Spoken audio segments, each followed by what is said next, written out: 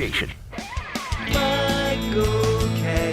is on the radio today, and he ain't afraid to say what he's thinking. It's the Michael K. Show on 880 ESPN Radio.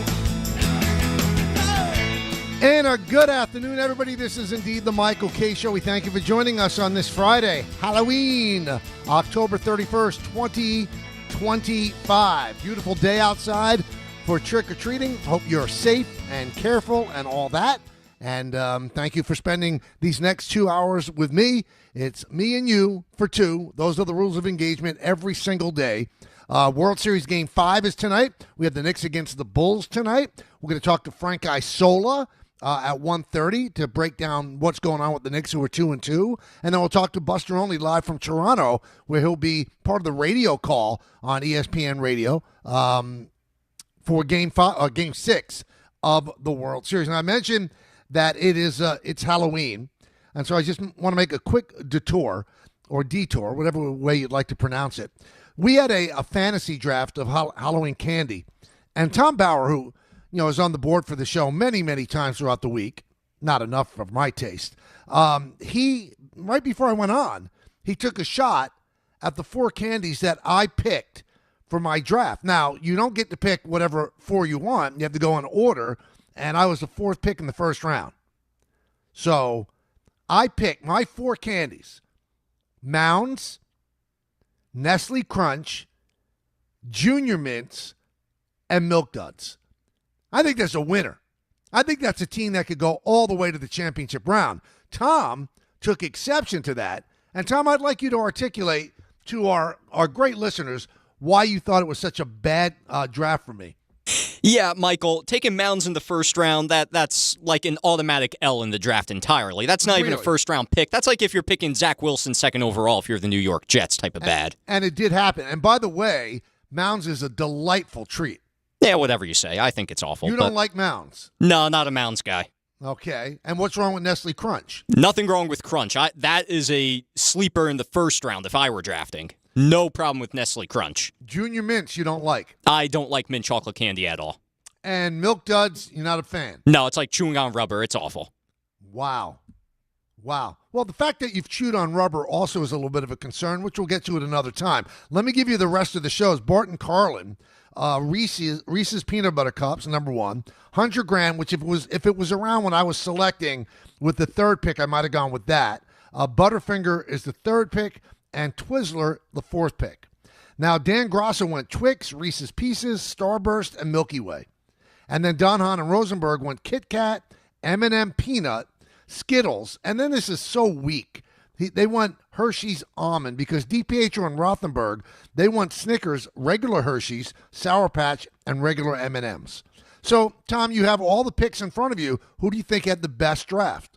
Well, listen, I'm going to be biased here and say Barton Carlin because Reese's obviously the go-to. Butterfinger, Twizzlers, underrated, and 100 grand also underrated. So, I'm very happy about that. However, if I had to give a close honorable mention for first place, probably Don Hahn and Rosenberg. They got a lot of variety there.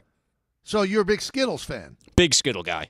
And you like Hershey with almonds? Have no problem with that. That's a good candy. Kit Kat strong, I agree. I think Kit Kat's overrated, but that's okay. But that's their number 1 pick. Yeah, it's still a good candy. I think it's just overrated. Well, who rates it so high that you're down on that person? Everybody. Everybody says Kit Kat's the best of all time every Halloween, and I disagree thoroughly. And M&M's Peanuts. You're a fan of that? Best way to enjoy an M&M. I agree. I love M&M Peanuts. But, we'll let the people decide. It's up on our ESPN New York page. Again, my picks, Mounds, Nestle Crunch, Junior Mints, and Milk Duds. And Tom Bauer's down on that. It's sad. It's sad. I thought we had something going, Tom, and it bothers me. I have lived in this home in which I live for 11 years. And there's other houses around it, all right?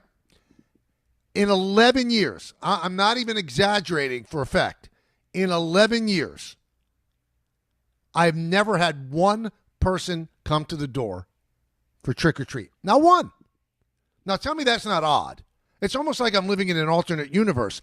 There are houses around. Like Chris Sims said yesterday, he lives in backcountry. and like it's another half mile before another house. So obviously he's got big time money, and nobody comes to his house because it's not time efficient. But mine, you could bang out my house, and you could bang out 5 houses in like 5 minutes. But they don't come to the house. I don't know. Maybe they think they're going to get apples here. I'm not sure. Anybody who gives out pennies for Halloween, you got a problem. Because I'm going to relate that. When I was a kid, they'd give out pennies. But when I was a kid, like when I was 8 years old, it was 1969. So pennies were not as worthless as they are now. You can't get anything for a penny anymore. You can't even get a gumball. Those are nickels now, not pennies. That's why I think they have to change the valuation on 100 grand bar. Because when it came out, it was called the $100,000 bar. And everybody's like, wow, 100,000. They've got to make it a $100 million bar. They have to. With inflation the way it is, 100 grand doesn't ring the bell the way it used to. Do you at least agree with that, Tom? He's not listening. Sad. Absolutely pathetic. Really is. You can actually enjoy us right now on the YouTube channel, ESPN New York YouTube channel. Now, I've changed where I'm doing the show at this point, and the light's a little bit different. So I've got the beard, and I've got my hair, and I got a pair of glasses on, and I've got to tell you, you've got to tune in to the ESPN New York YouTube channel. Here's what you do. You go to ESPN New York, where you could listen to the show, and then you could click on the panel for the ESPN New York YouTube channel, subscribe for free, and you see the whole show visually as well as audibly. I look right now, no knock on the man, but he's much older than me. I look like Wolf Blitzer. And this Wolf Blitzer look for me is going to make me probably shave my beard. It's not something that I should feel really good about. Again, no knock on Wolf. It works for him. And Wolf is older than me, older than I am. This is just an awful, awful look right now. Awful. So if you're watching on YouTube, you can tell me how bad it looks and how much I do look like Wolf Blitzer. 1-800-919-3776. We told you we have our good buddy Frank Isola at 1:30, and we have Buster Olney. He's going to join us at 2 live from Toronto, where they'll play Game 6 of the World Series. Toronto leads 3-2, so they could win. The Blue Jays could win their first championship since 1993. The Dodgers have to win 2 in a row on the road in order to win their second straight and be the first repeat champion since the Yankees at the end of the 90s. 1-800-919-3776. You would say that the pitching matchup favors the Dodgers, but not by a great amount. Yamamoto's been unbelievable. 2 straight complete games. And you wonder with certain managers that are out there that get that itchy trigger finger, if they would allow Yamamoto to pitch 9 innings. And I don't think that Dave Roberts in any other year would have allowed Yamamoto to do that. But Dave Roberts, the Dodger manager, is absolutely desperate. His bullpen is a sieve. It's awful. He's afraid to go to it. So he pushed Snell to over 120 pitches. Never. You just don't do that with Snell. Snell's the same guy a couple of postseasons ago when he was with, I forget what team he was with. He's bounced around so much. He was taken out like in the 5th or 6th inning, and he was pitching great. But they pushed, it was when he was with the Tampa Bay Rays. And they took him out, and Kevin Cash defended it because that's what the analytics said. Don't push him. Don't make him go third time through the order. Dave Roberts stayed over 120 pitches with him, which is unbelievable. Now, he's gone a complete game twice with Yamamoto, and he's going to have to do that again.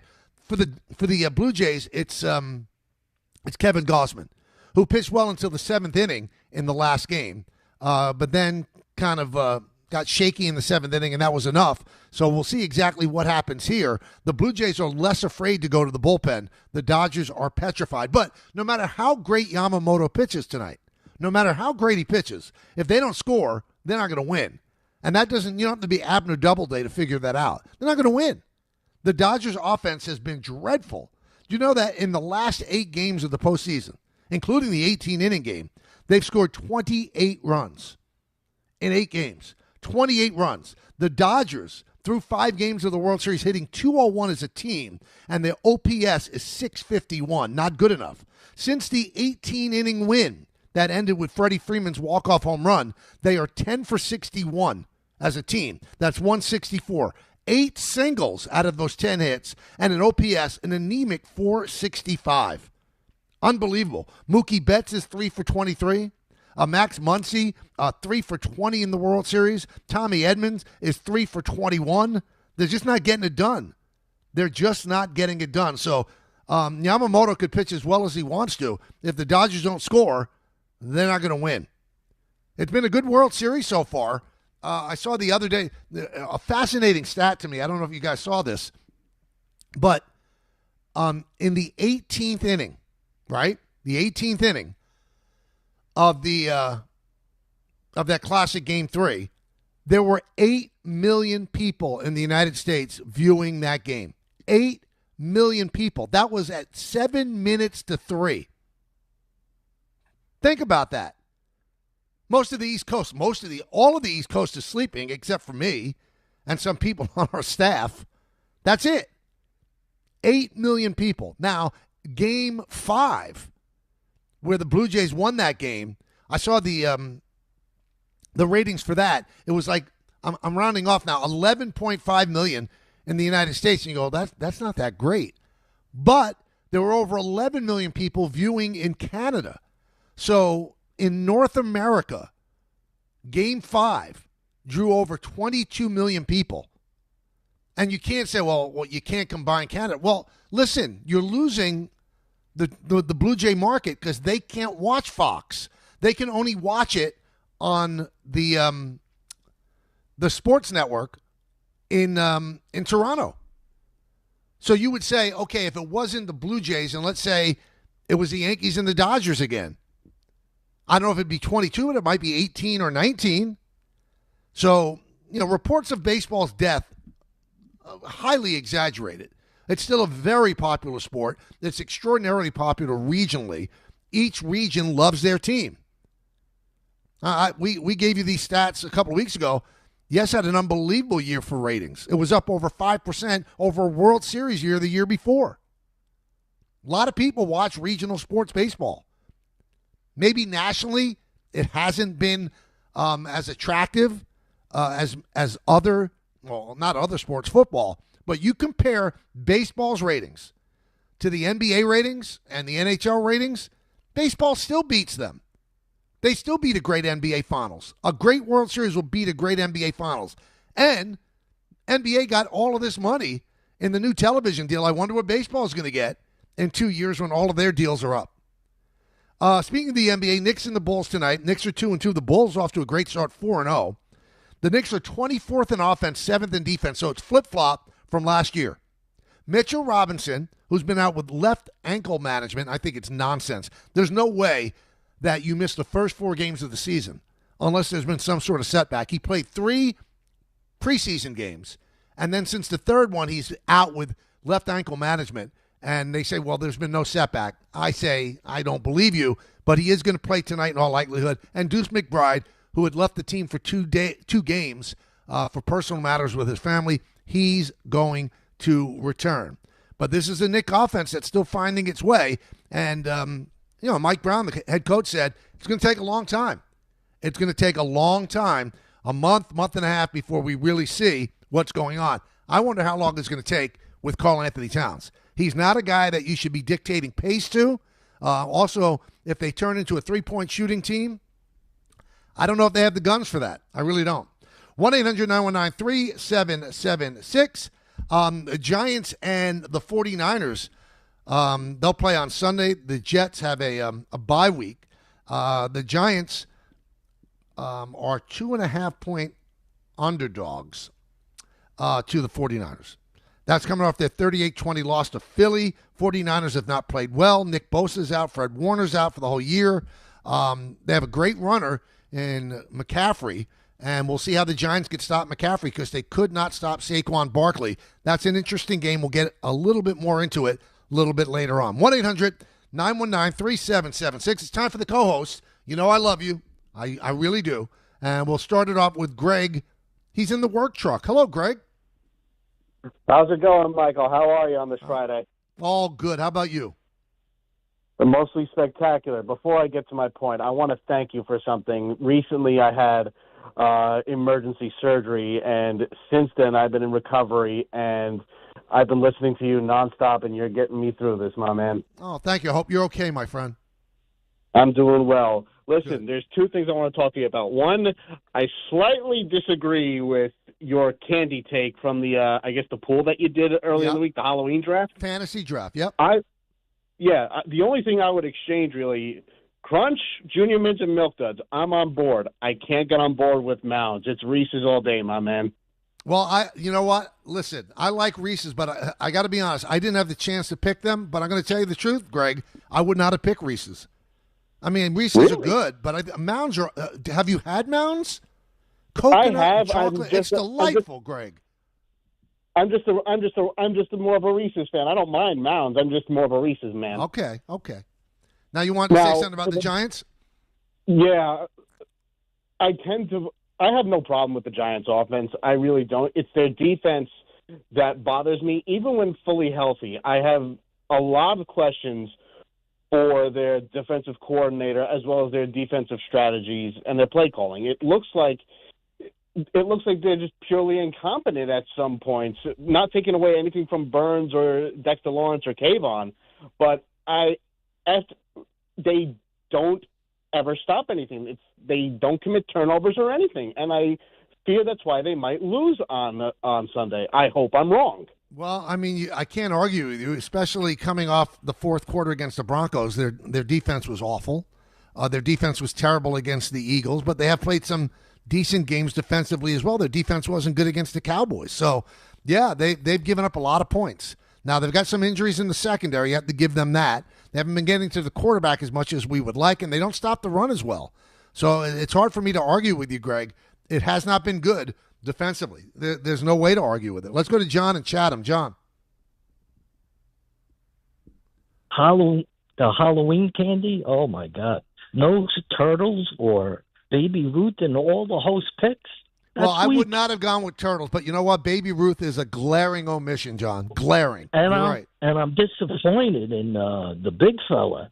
He looks like he indulged in a chocolate bar now and then.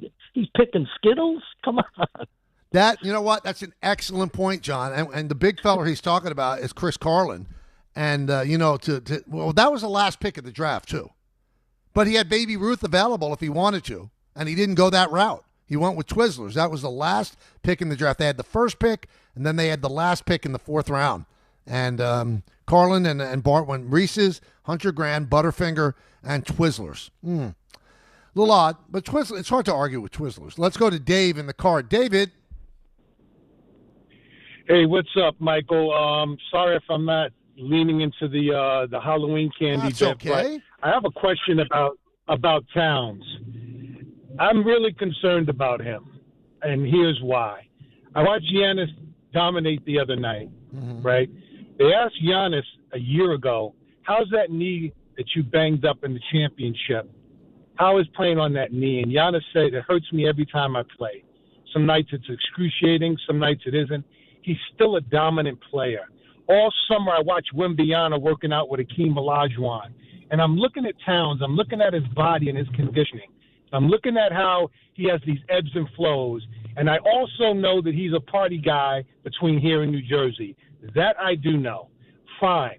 But is this guy should be dominating the Eastern Conference behind Giannis. He's not in the West where there are highly skilled forwards or swingmen.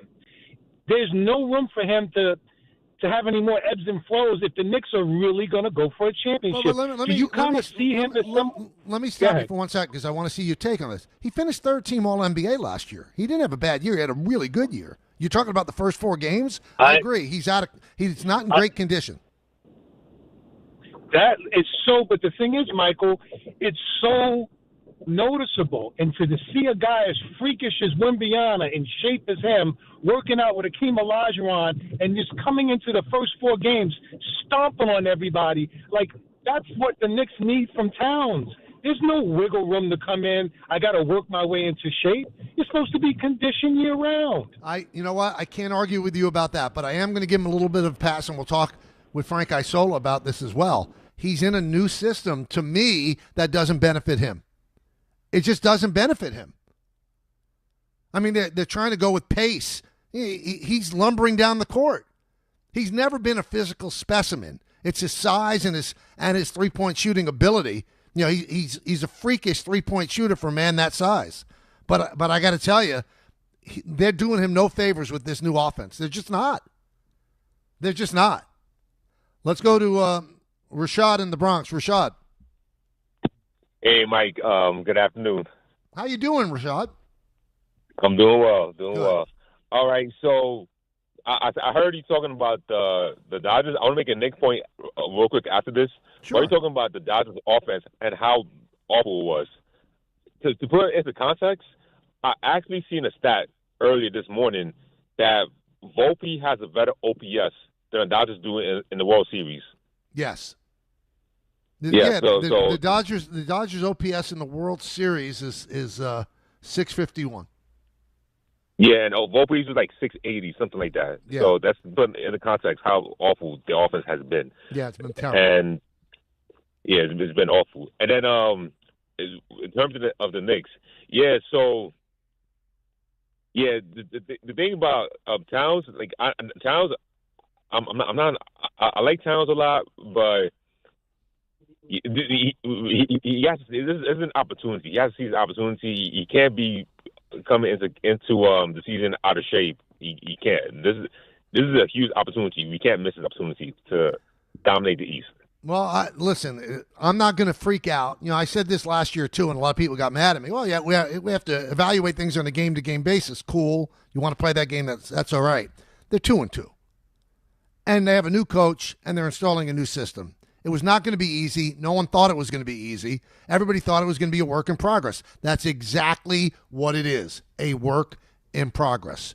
So we've got to be patient. They decided to bang a coach that brought them to Game 6 of the Eastern Conference Finals, 2 wins away from the finals. And I've said this before, I will give Mike Brown the time, just like I'm giving Aaron Glenn the time. But if you don't get to at least Game 6 of the Eastern Conference Finals, it's a fail. It's an epic fail. If you get knocked out before the Eastern Conference Finals, it's a fail like we can't even articulate. It's unacceptable. I just wonder why they're trying to change an offense that was 5th in efficiency last year and is 24th this year. Now, I know why they want to change the defense. Defense was in the 20s. It's 7th after 4 games. But I'd like to ask everybody one thing. Who plays defense in the NBA? You play defense in spurts. Who plays defense in the NBA? And it's hard to play defense in the NBA. If you took a look at what Antetokounmpo did the other day, he was allowed to take 5 steps without dribbling. You try playing defense that way. You try it. All right, so we did a YouTube poll, and we asked people if they like the beard, which makes me look like CNN's Wolf Blitzer. 60% said they like it. 40% said they don't. I'm surprised that 60% like it. And my wife, okay, we've been married for about 13 years, right? No, 14 years. She never, ever comments, good or bad, about how I look. I mean, maybe it's just total lack of interest. Maybe she's done with me, and you know, she knows what I look like. It's not going to get any better. Probably going to get worse as I age. She turned to me the other day out of the blue. This is so un-Jody-like, by the way. Out of the blue, she goes, you know what? I didn't think I'd like the beard. I think it looks great. I mean, for her, that's a rave. A rave. Also made me think, I don't know, what's her agenda here? Does she like the fact that it makes me look older and that nobody would even give me a second look? I don't think she cares about that either. So it's hard for me to figure out. So 60% of our YouTube audience likes it. 40% doesn't. We'll keep the poll up for the entire show because maybe it'll change by Monday. Because if enough people say they don't like it, I might shave. And I liked it until I took a look at myself on camera and I saw the way I looked, and I didn't like the way I looked. Because I'm 64, I'm not 74, I'm not 84. I shouldn't look this old. And my beard is entirely white. Somebody who does some work around the house for us, he came up to me yesterday and said, you growing the beard to play Santa Claus for Christmas? I mean, that was a kick in the cubes like you wouldn't believe. Hurt. It hurt.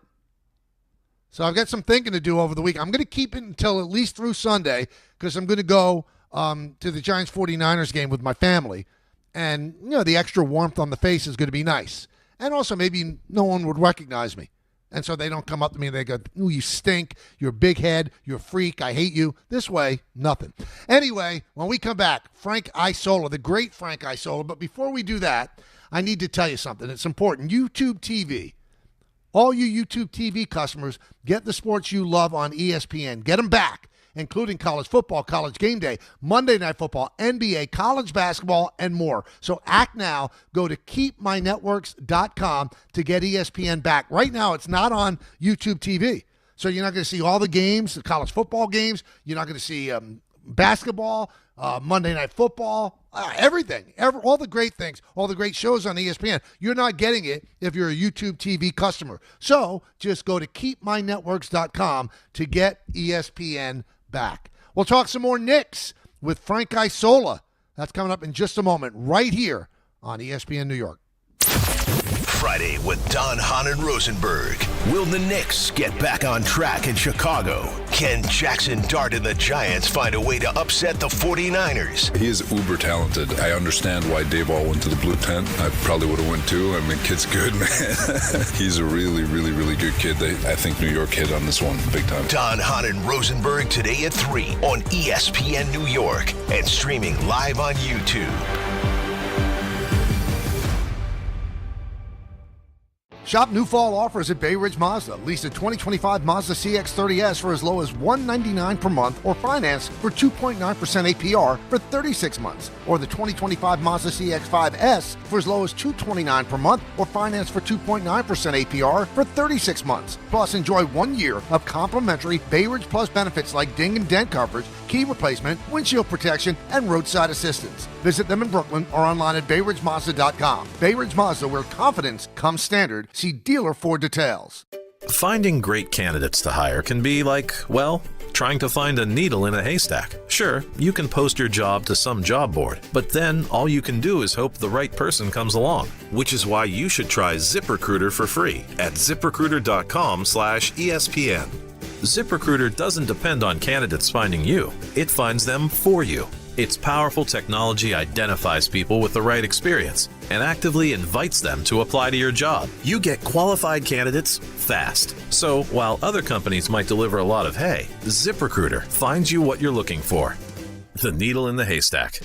See why 4 out of 5 employers who post a job on ZipRecruiter get a quality candidate within the first day. ZipRecruiter, the smartest way to hire. And right now, you can try ZipRecruiter for free. That's right, free. At ZipRecruiter.com/ESPN. That's ZipRecruiter.com/ESPN. ZipRecruiter.com/ESPN. To help those who want to be helped, but may not be able to afford it.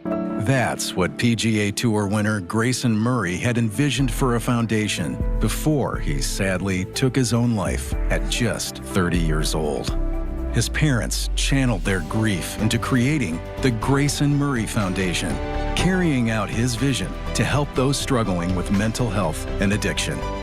To donate and learn more, visit GraysonMurrayFoundation.com. Hey, it's Alan Hahn. Let me tell you about my friends at Bathfitter. They remodeled the bath by my pool. They converted a tub into a shower. The result is amazing. Bathfitter offers all types of custom bath renovations, including their unique PermaFit solution for a watertight fit. It's done in 1 day, easy to clean, and durable with no demo or mess, and it costs less than a standard replacement, plus a lifetime guarantee. Right now, you get no money down, no payments or interest until 2027. So start designing your bath today at bathfitter.com. There's only one Bathfitter. There are a lot of reasons why people buy at Ramsey Mazda. It's their selection, it's their customer service, and it's their savings. Lease a new 2025 Mazda CX-30 2.5S all-wheel drive for $159 for 33 months. Start shopping now at RamseyMazda.com. Choose wisely. Choose Ramsey Mazda. Call 833-853-2970 for details. VIN SM841631, MSRP $26,980, 0 security deposit, and 1031.25. All the way over Barzell. Score! New York Islanders hockey is back at UBS Arena, and it's time to bring the family and make some noise. With more afternoon games this season, the Islanders have special kids-themed games and activities for young fans. Play games pregame at the park and head inside for fun on the concourse and on the ice. Tickets for the 2025-26 season are on sale now. Get your tickets at NewYorkIslanders.com. At Uline, they know going the extra mile takes hard work. For companies pushing to go further, Uline will go the distance with you. 24/7, they answer the phone to get you the shipping and industrial supplies you need. Business can move fast. Unexpected large orders, adverse weather, new safety guidelines, and changing economic trends. Uline works hard keeping 41,000 items ready to ship, minimizing detours on your way to the extra mile. Visit uline.com. Tire care shouldn't come with extra costs or surprise fees. It should be simple, straightforward, and stress-free. So at Midas, they're rolling out the limited lifetime tire guarantee, included with every tire purchase with paid installation. You'll pay nothing for flat repairs, nada for flat replacements, zilch for tire rotations every 5,000 miles, and zero for other preventative maintenance. So with this limited lifetime tire guarantee, you'll pay a whole lot of nothing compared to what the other guys charge for tire care. That's the limited lifetime tire guarantee, only at Midas. Some people just know you can save money on car insurance by checking Allstate first. Like you know to check the weather first, before wearing face paint to the game. Bro, your Go Cats is dripping into your nachos. Oh, and now paint is in my eyes. Interception! Did you see that? No! Yeah, checking first is smart. So check Allstate first and see what you could save. You're in good hands with Allstate. Potential savings vary, including based on how you buy, subject to terms, conditions, and availability. Allstate North American Insurance Company and affiliates, Northbrook, Illinois.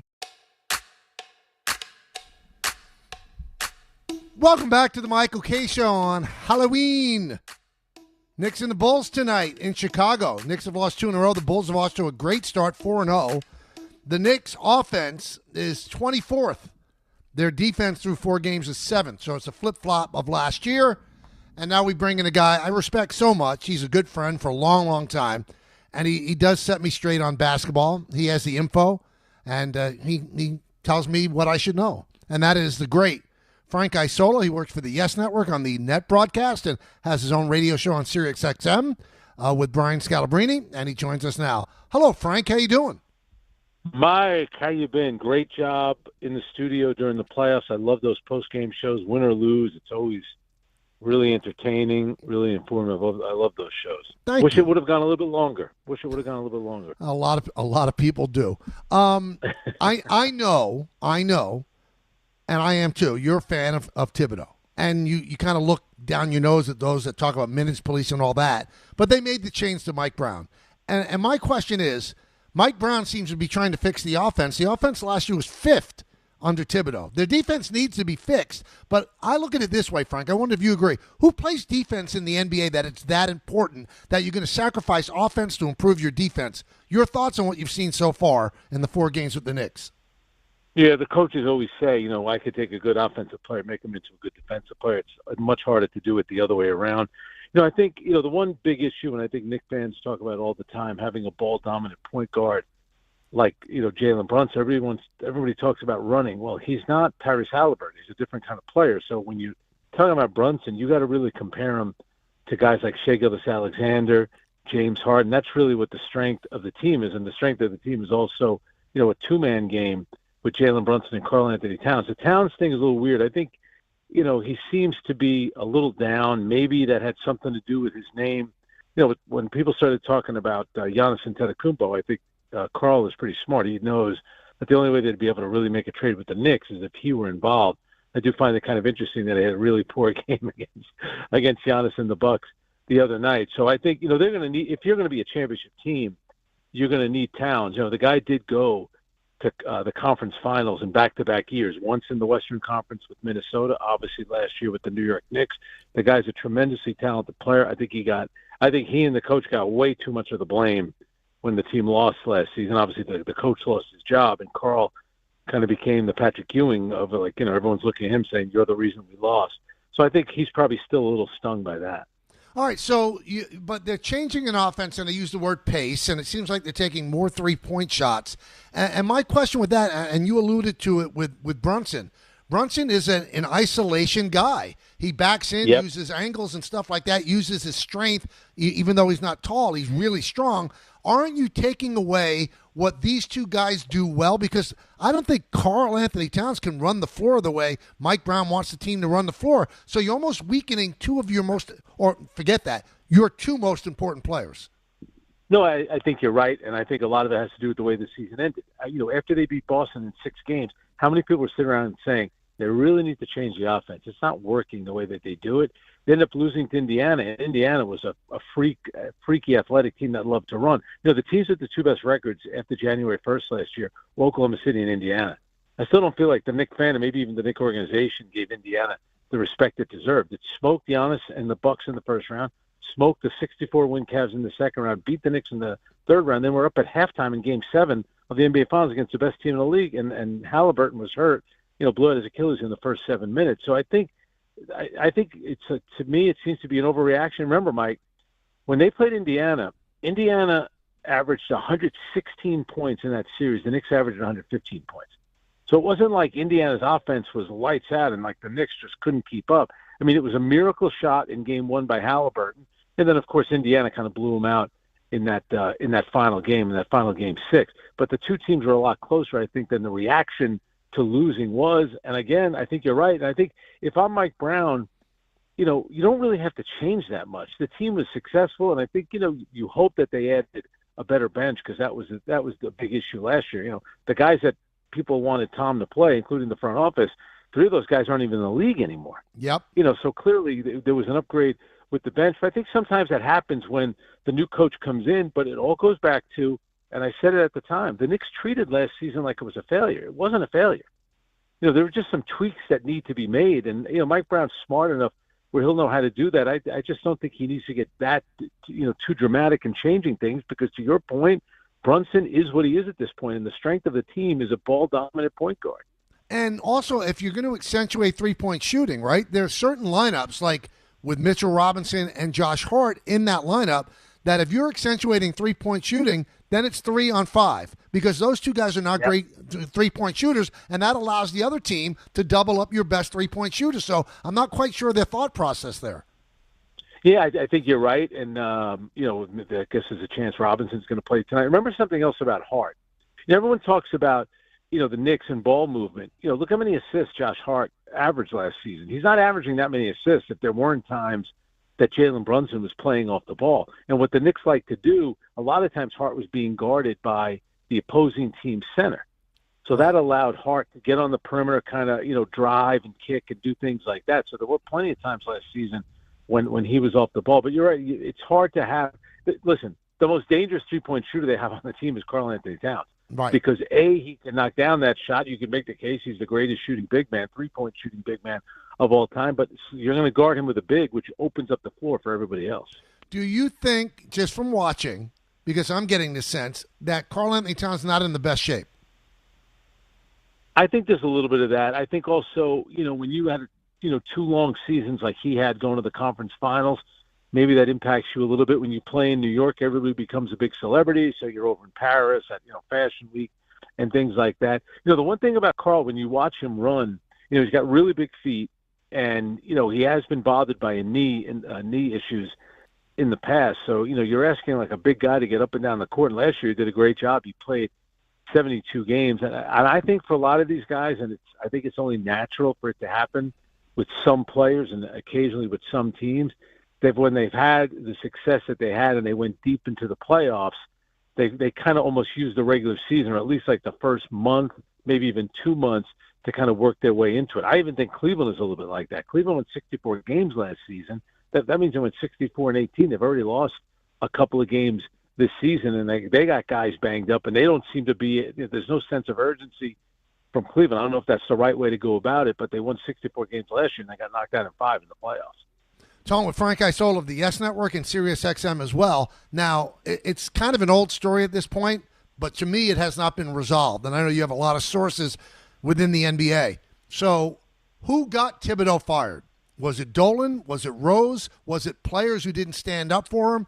Why was he let go? Yeah, I don't. It's one of those things where I'm not sure it's probably a combination of all those things. And again, I think a lot of it starts with the Knicks not really having the amount of respect for the Indiana Pacers that they should have had. I mean, if you knock off Boston, the defending champs, in the second round, you would think that would be enough for the coach to keep his job. But then they lost to Indiana. Everyone said, well, how can you lose to Indiana? Well, Indiana happened to be a really good team. And, the Knicks hadn't been to a conference finals in 25 years. You would think it would be something where they would look and say, you know what? We're on the right path here. Let's keep this thing together. I think it was a complete overreaction, I think, by the owner, who the reports were that he sat in on the player meetings. So when you're sitting in on the player meetings and you say to a player, what could Tom do better? And then the player gives you an answer, they could always go back and say, well, the player said this about him. I almost think in a way the players were a little bit. If you're being asked questions specifically about the coach, obviously the owner is there, so you know kind of which way they're thinking. It's not the coach that's in the meetings, it's the owner and the GM. So what do you think they're going to say? I have no problem with the coach, but I think our front office and our ownership could really get a lot better. That's not going to be what they say. So I think that Jim Dolan, overreacted. I don't think that Leon Rose was going to say, heck no one, over my dead body, you're firing Tom Thibodeau. And the next thing you know, they were making a change 48 hours after getting eliminated in the conference finals. Now, strangely, what I've heard, the whispers I've heard, and, he's even come out and said it too, that, Brunson said, I don't get involved with those decisions. I don't want them to ask me about it. But you would think that if Brunson stood up and said, this is not going to happen, that it might not have happened. I wonder if he even said a word about it. Yeah, I think there are certain players that are going to be uncomfortable doing that. Does it necessarily mean they didn't want it to be the coach? I'm not so sure about that. I think in the case of Ewing, I think when there were discussions about replacing Jeff Van Gundy, I think Patrick really went to bat for Jeff Van Gundy. The same thing I think happened in Denver. Did Nikola Jokic have a problem with Michael Malone? Maybe their relationship had changed a little bit, but I don't think that he went marching in there to say, we need to get rid of the coach. But when they decided we're going to make a coaching change, I think Nikola Jokic looked at it as, you know what? You guys run that, I'll do my job. And I have a funny feeling that Jalen Brunson probably treated it the same way. Do you believe, Frank, that Thibodeau's going to get another job coaching? It's interesting. Sometimes it's hard. I mean, the ageism sometimes factors into things with these jobs. But I think there weren't as many jobs available last year. I think there'll be a lot more available this year. It only takes one team to do it. I know this. He definitely wants to coach again. I saw him. We went to Minnesota. The radio show did to hang out with the Timberwolves, and he was actually there watching their practices. So, you look at just look at his behavior since training camp started. He's been to college practices. He's been to NBA practices. He's not doing that just because he loves the sport. He's doing it because he wants to get back into it. He's definitely following it. I mean, did you see last night this kid Ryan Rollins had 32 points for Milwaukee? Mm-hmm. So when we were in Minnesota, he was, he said, where are you guys going next? I said, we're going to Milwaukee. He said, wait till you see this kid Ryan Rollins. This kid's big time. And I said, I don't even know who you're talking about. I thought he was talking about Ryan Hollins. I said, Tom, I think that guy's out of the league. He said, no. He's like, no, you idiot, Ryan Rollins. The kid's really good. I said, all right. And the kid in consecutive games had his career high 28 against the Knicks, and then he had 32 last night against the Warriors. So Tom is pretty plugged in, even when it comes to kind of like obscure, players that have bounced around to three different G League teams. All right, so I'm going to put you on the spot before we let you go. I'm going to give you a number. I'm going to say 17.5. Over under for net wins. Oh, I think right now, after watching the first 5 games, 2 they could have had. I'm going to put the under on that, and I'm telling you, it's eating Jordy Fernandez alive because Jordy is one of the most competitive guys you're going to find. Like when you had to hear him after the Houston game. Houston they're going to outclass the Nets with all the talent they have, including Kevin Durant. And he was, basically saying, if don't take NBA games for granted. Like you got to come out here and you got to compete. You have to want to win. Like he doesn't do we don't have as much talent and. We're trying to get a high lottery pick. He doesn't look at it like that. The dude is like ultra, ultra competitive. That's why I wasn't surprised what they did the other night against the Atlanta Hawks because they laid an egg against Houston. You knew the team was going to come out and fight, but just look on the court every night. In the NBA, a lot of times it comes down to talent. It's almost going to, take almost a perfect effort for the Nets to win. They're going to have to catch some breaks. I thought at the beginning of the season I thought they can get to 20, and now I don't know, 17.5. I think they might be under that. Good stuff. What's your favorite Halloween candy?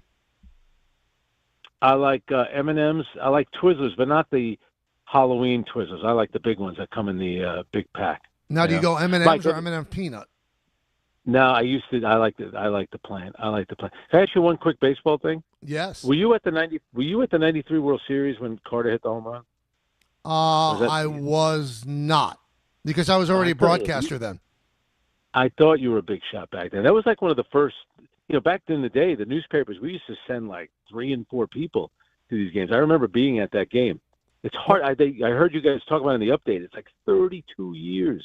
I give credit. I give credit, Frank, to the Post. Of all the major papers in the country, they have 3 people at the World Series. Boston Globe has 1. Yeah, I mean, listen, am I somewhat biased towards you? Yeah, but I do like you. But I think one of the reasons you're really good at radio is because you cover, like when you work for a newspaper, like it's not just always fire this guy, fire that guy, and cut this guy. There's like a different way. I think you have a more level-headed approach. And I think it's a shame that it doesn't seem like as many people read the newspapers anymore, because the guys that you're talking about at the Post, I mean, think about how experienced those guys are at covering baseball. It's going to be pretty extensive, the job that they're doing. Yeah. By the way, the last game I ever covered as a writer was Game 7 in 1991, the Jack Morris game. The Jack Morris game. Yeah. And I remember I was working for the news, and I sent in, Frank, a 2,500-word game story, of which 1,000 words made the paper. They just cut it at the bottom. So I remember being on the field. I don't know if it was before that game, but you and Bob Ryan were talking. And, like, Bob Ryan is still incredibly passionate player. I remember him. He was going off on something like the time. I think he was discussing the time of games, believe it or not, back then. Mm-hmm. It was you were just laughing. I mean, it was doing the baseball playoffs, and the playoffs this year have been so good. I mean, how about the performance by Ohtani? I don't think it got the attention it really deserved. It got it on 10 strikeouts Fox. and 3 home runs. It got the attention on Fox. I know, but come on, Mike. That's a freak show. I agree. And you know what? If I'm running Fox, that's the thing that's going to drive ratings. That guy. He's going to bring in the peripheral eyeballs. So yeah, I would push it too. I don't have a problem with it. A lot of people seem like they do. Do you believe the kid Cam Schlittler is the real deal? Yes. If he stays healthy. I always worry about guys staying healthy, but the way he throws, yeah, I think he's the real deal. I was on PTI the next day, and the only thing I was worried about was making sure I said his name right.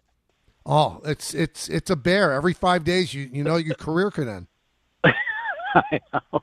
Rucco actually slipped once and said it the wrong way. Took an L out, which you can't. I know. That's going to happen. Yeah. It's going to happen. I know. Not everyone could be named Joe Johnson. Yeah. Not that easy. Happy Halloween, Frank. Thanks for coming on. Same to you, Mike. Good catching up. All right. Keep up the good work. All right. Thank you. That's Frank Isola. Yes Network, pre- and post-game show on the Nets, and then his own show in the mornings on Sirius XM on basketball. Hey, right now, Bay Ridge Honda, fall into savings with unstoppable savings across their full lineup of Honda cars, trucks, SUVs, hybrids, and EVs during the Fall for Honda sales event. You can get the HR-V all-wheel drive LX for $299 a month with 0 down during the Fall for Honda sales event. Plus, receive thousands in benefits and savings with their Bay Ridge Plus Advantage plan. Upfront pricing, total peace of mind. Visit BayRidgeHonda.com. 39-month lease, 10,000 miles per year, 0 down plus tax, tag, and fees. See dealer for details. If you've been injured in an accident that wasn't your fault, then you need a lawyer who knows New York's unique personal injury and workers' compensation laws. At the Parisman Firm, they have decades of experience handling all types of accident cases and a proven track record of delivering huge results. Their team has already recovered nearly $1 billion for injured New Yorkers. From construction to car accidents and slips and falls, they've got you covered. Call the Parisman Firm now at 718-WORKERS, where your case is their cause. Get the justice you deserve today. Okay, girls, ready to go? Yeah! Mom, I'm hungry. Can I have a snack? Me too, Mommy. You want a snack? Yeah! Got it? Children learn from our behaviors. Mommy, can you open this, All right, please? hold on 1 second. Okay. Okay, here. Thank you. They learn what is okay from the adults they see. Mommy, are you on your phone? If you're a distracted driver, chances are they will be too. What kind of driver are you raising? Funded by the Governor's Traffic Safety Committee. At City Harvest, we believe no New Yorker has to go hungry. With your help, we're on the road 365 days a year, rescuing over 77 million pounds of nutritious food and delivering it free to millions of New Yorkers, transforming surplus food into sustenance, sustainability, and smiles. Rallying thousands of New Yorkers to power a network of nourishment across our city. One day, one meal, and one New Yorker at a time. That's how we feed good. Donate at cityharvest.org. Health surprises can change your life in an instant. You've seen it happen to others, but it doesn't have to be your story. At Princeton Longevity Center, we customize actionable and proactive health plans to maximize your lifespan and take control of your health. Our Cancer Check program combines cutting-edge technology with top medical expertise to keep you ahead of potential risks. With advanced full-body imaging, genetic testing, and multi-cancer detection blood tests, we look for even the earliest signs of problems. Results are analyzed by expert physicians who craft a personalized plan to safeguard your future. You're not just a patient, you're a partner in your health journey, backed by a team committed to helping you live longer, healthier, and more vibrantly. Our programs have saved hundreds of lives and empowered countless others to take control of their health. Be proactive with your health for the ultimate peace of mind. Call 888-8000-PLC or visit PrincetonLongevityCenter.com. At Navy Federal Credit Union, all veterans, active duty, and their families can become members and enjoy exclusive benefits. With the Cash Rewards and Cash Rewards Plus cards, you can earn a $250 cash bonus when you spend $2,500 in the first 90 days. Plus, you can earn up to 2% unlimited cash back. Offer ends January 1st, 2026. Join now at NavyFederal.org. Navy Federal Credit Union. Our members are the mission. Navy Federal is insured by NCUA. Cashback terms and conditions apply. Visit NavyFederal.org/cash rewards for more information. Lowe's knows that free makes everything better. That's why our rewards members get free standard shipping on the things they want and need to get the job done every day. Savings for rewards members add up fast, so why wait? Join for free today. Lowe's, we help, you save. Not available in Alaska and Hawaii. Exclusions and more terms apply. Loyalty program subject to terms and conditions. Details at lowes.com/shipping terms. Subject to change. From the regular season to the Super Bowl, ESPN New York is your destination for football. We've got crazy fans. If the Giants somehow beat the Cowboys, I'm going to take a dump on your head. You can feel good because you're a damn football team. Expert analysis. Marcus Spears joins us now. ESPN NFL analyst Damian Woody. Mel Kiper Jr. The Hall of Famer Steve Young. He's kind of our resident general manager, Louis Riddick. We got Mike Tannenbaum right now. And all your fantasy and wagering needs. This is ESPN New York. We are football. Oh, Game Time. Yeah, Game Time is brought to you by Tullamore Dew Irish Whiskey, because when it's game time, it's Tully time. 7 p.m., the Islanders are in Washington to play the Caps. 8 p.m., the Knicks are in Chicago to play the Bulls in a big NBA Cup group play game. Coverage begins at 7:30 p.m. right here on 880 ESPN. And then at 8 p.m., it's Game 6 of the World Series in Toronto as the Blue Jays try to close out the Dodgers. Coverage begins at 7 p.m. on 1050 ESPN New York. Tullamore Dew, the original triple distilled, triple blended, and triple cask matured Irish whiskey. Be sure to grab a Tullamore Dew. Try the new Tullamore Dew Honey during today's action. Glasses up to enjoying Tullamore Dew responsibly. I want to send out birthday wishes to Lonnie from Harlem. I didn't even know it was his birthday. I saw that Rick sent out a birthday wish to him. So Lonnie's a great listener to the show. Happy birthday from your unc. Lonnie, a great listener to the station, has been for a long time. So happy birthday, my friend. Let's go to Fred in the Bronx. Fred. Good afternoon, Michael. Happy Halloween. Same to you, Fred. What's up? I like your first two picks. I think Crunch is more of a first-round pick. I'm surprised you got it in the second. Mounds, somebody was criticizing Mounds. Mounds is a solid pick. Thank you. What I was very surprised about, and correct me if I'm wrong, I haven't heard Three Musketeers mentioned at all. Did anyone take Three Musketeers anywhere? How about this, Fred? No Three Musketeers and no Baby Ruth, which is surprising. Wow. Now, I love Baby Ruth, and I'm going to be honest with you. I've never been a big fan of Three Musketeers, but I can't believe it's not one of the 16 picks. And again, it's not necessarily what you like. It's what you think would be the most popular. Correct? I don't. You know what? They kind of said pick the things that you like. Oh, okay. Yeah. And I want to add one baseball thing. Okay. I'm just going to make a comment, and then I'll listen to your opinion on it. Ohtani plays an 18-inning game. He's on the base paths 9 times, running back and forth. The game is over. He's got to pitch 18 hours later. Maybe you don't have him hit that game, and he's got a little more in the tank to pitch just for that game. I don't know. What do you think? You know what? I think it's so much a part of what he is as a hitter. He's the leadoff hitter. I don't think that you don't have him hit. No, I think that would be cutting off your nose to spite your face. The interesting thing, so the game ended, and then the next game started 18 hours later. I read something that this guy actually is a sleep maniac. Like, he sleeps 12 hours a day. So his entire thing was disrupted by that 18-inning game. If you saw the interview that they had on the field, I think it was Verducci who did it. You know, they gave 1- and 2-word answers, and then at the end he said, I just want to go to bed. So this guy is a creature of habit, and his habit was disrupted by that 18-inning game. Now, it's hard to say that, you know, he got hit hard. He pitched very well for 6 innings. Then he pitched the 7th inning. He hadn't pitched in the 7th inning for almost 2 years. I think that's what got him more than anything. Let's go to Spike in St. Pete. Spike. Good to hear you, Michael. I want to go on the coattails of Frankie Isola. Chicago's an interesting team with Billy Donovan, who, obviously I saw him play in high school and then played for Patino up at Providence, I believe. And he's a defensive coach. They're 4-0. They've beaten Detroit, Orlando, Atlanta, and I think Sacramento, who, by the way, Sacramento, first time I've ever seen it. You know my age and background. Sacramento started 5 guys, all 30 years old and older. That's amazing. Well, they're not rebuilding. Yeah, well, he's probably on the back end of those contracts. But they never get hurt. DeMar DeRozan and guys like that. And Sabonis is going to be 30, and the other two, they are. So I got on with Alan, and I'm trying to spread my basketball knowledge around to you guys.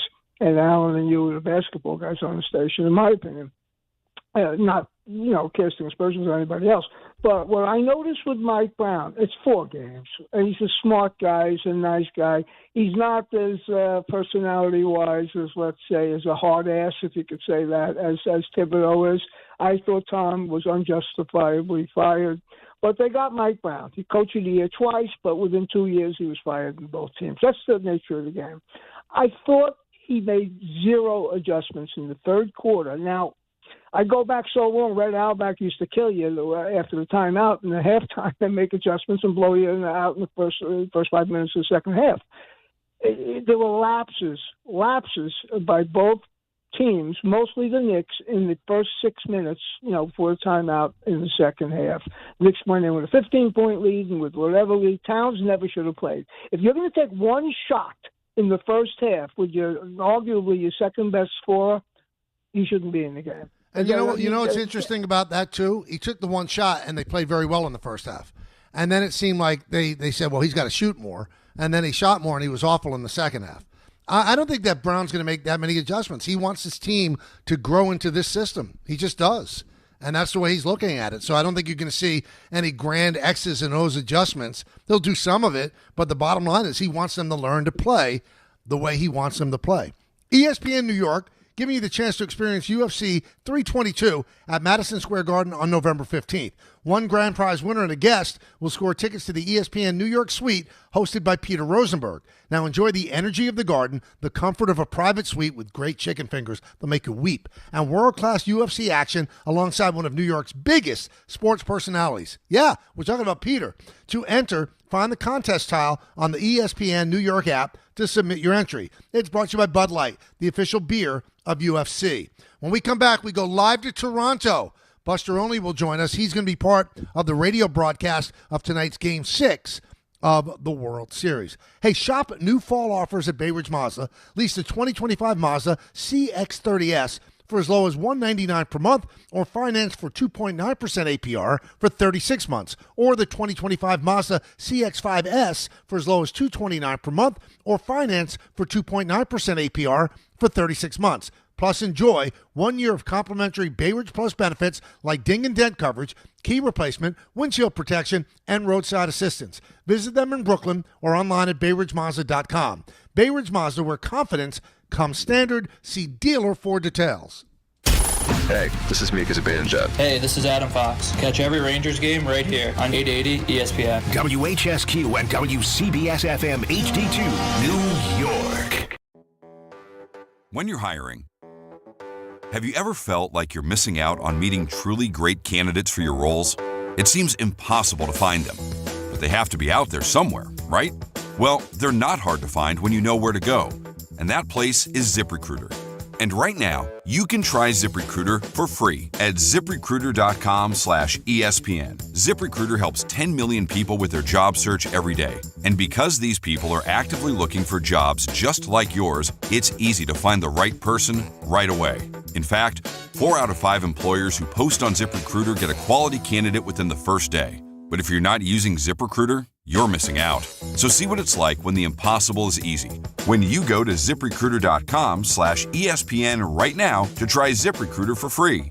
Once again, that's ZipRecruiter.com/ESPN. ZipRecruiter.com/ESPN. Never miss out on great candidates with ZipRecruiter. There he goes to the 20, 10, 5. That's a Jet touchdown.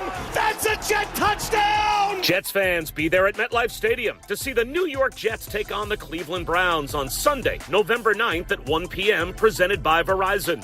Don't miss your chance to experience the excitement of game day at MetLife Stadium and cheer on your Jets. Lock in your seats at nyjets.com/tickets and get ready to clear the runway. Dave Rothenberg here to tell you about my friends at Bath Fitter. Now, they converted my kids' bathtub to a shower and did an incredible, really an unbelievable job. They offer all types of custom bath renovations, including their unique... Come to me. I figured I'd walk around yelling, "Hot dogs here!" And that's how I became the first hot dog vendor in sports.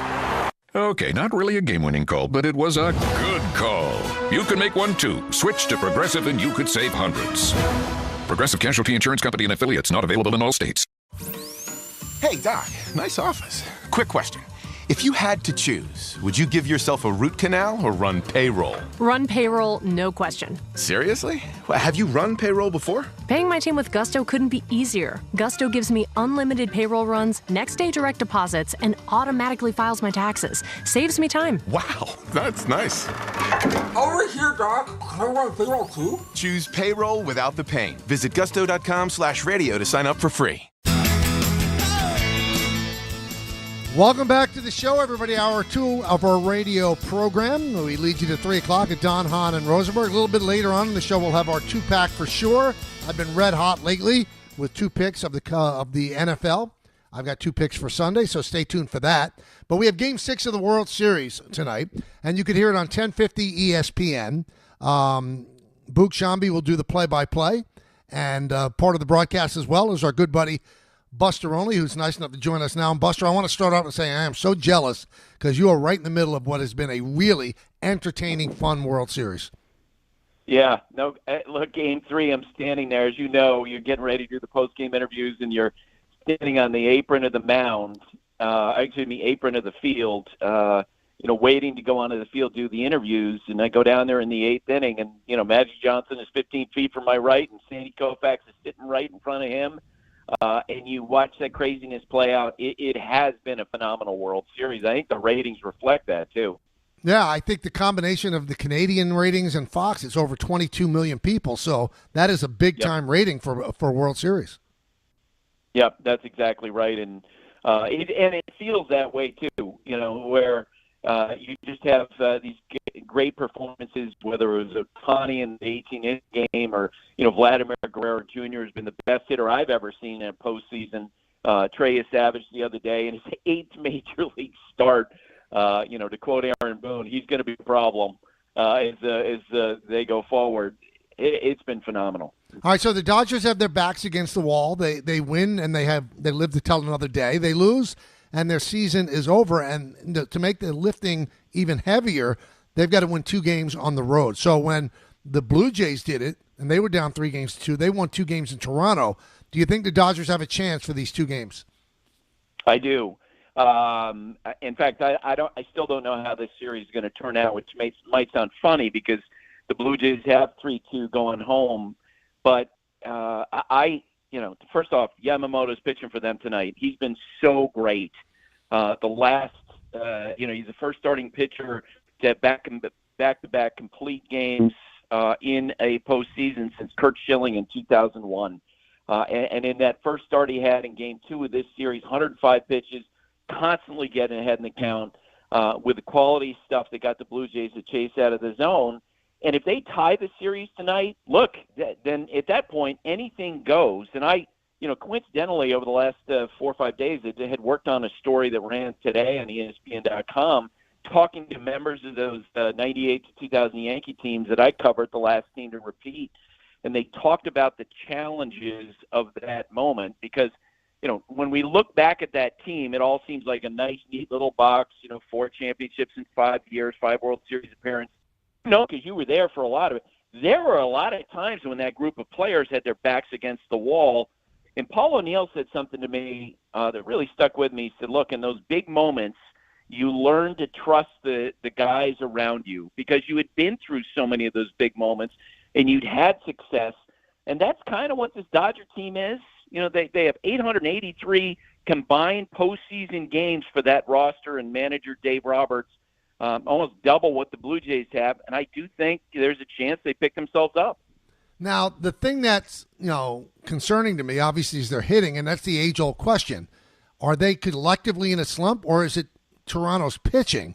I mean, as great as Toronto's pitching is, and Yasavich has been otherworldly, they don't have a Yamamoto on their staff. Why are the Dodgers struggling so much offensively? Yeah, and I think I'm going to give you a complicated answer. It's not just simply, it's a collective slump. I think, and I heard from a bunch of people during games 4 and 5, they felt like that the Dodgers, yes, they won the 18-inning Game 3, but they felt like it took a lot out of those players. Will Smith, the Dodgers catcher, caught all 18 innings of that game. They have an older roster than the Blue Jays do. And when you watch Smith take his swings in games 4 and 5, he looked gassed. Mookie Betts, who was more of a mechanical thing that he's trying to work through, up, no question. And, maybe the off day yesterday can help with that because it's real. I mean, there's a reason why you're seeing load management, throughout sports. They can measure those things. And I'm sure that whatever internal metrics the Dodgers have, probably for games 4 and 5 were not good for a group of older players having effectively played, 2 games over the course of 6 hours on Friday night. All right, so maybe this is a leap because you look at the Dodgers, and when they lose, you definitely see the parts of their game that are not up to snuff. You could see them pushing Snell past 120, which is unheard of. Dave Roberts is petrified to go to his bullpen. Now, his bullpen was wonderful in the 18-inning game, but otherwise it's been terrible. And my question to you, this is an organization that is lauded for how smart it is and how ahead of the curve it is. How do you have a $400 million payroll and have a bullpen that's so bad? So you could see this coming, Michael, because early in the year, as their starting pitching got injuries, look, we don't know because we don't have access to all the medical information.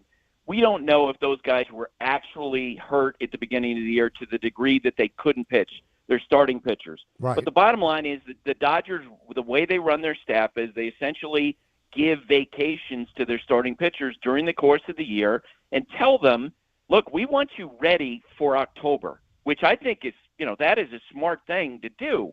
But the cost of that this year was they leaned on that bullpen so hard early in the year. At the All-Star break, the Dodgers led all major league teams in bullpen innings. And as you know, that's typically, the team that leads that category is typically the Rockies or the White Sox or the worst teams, not the best team.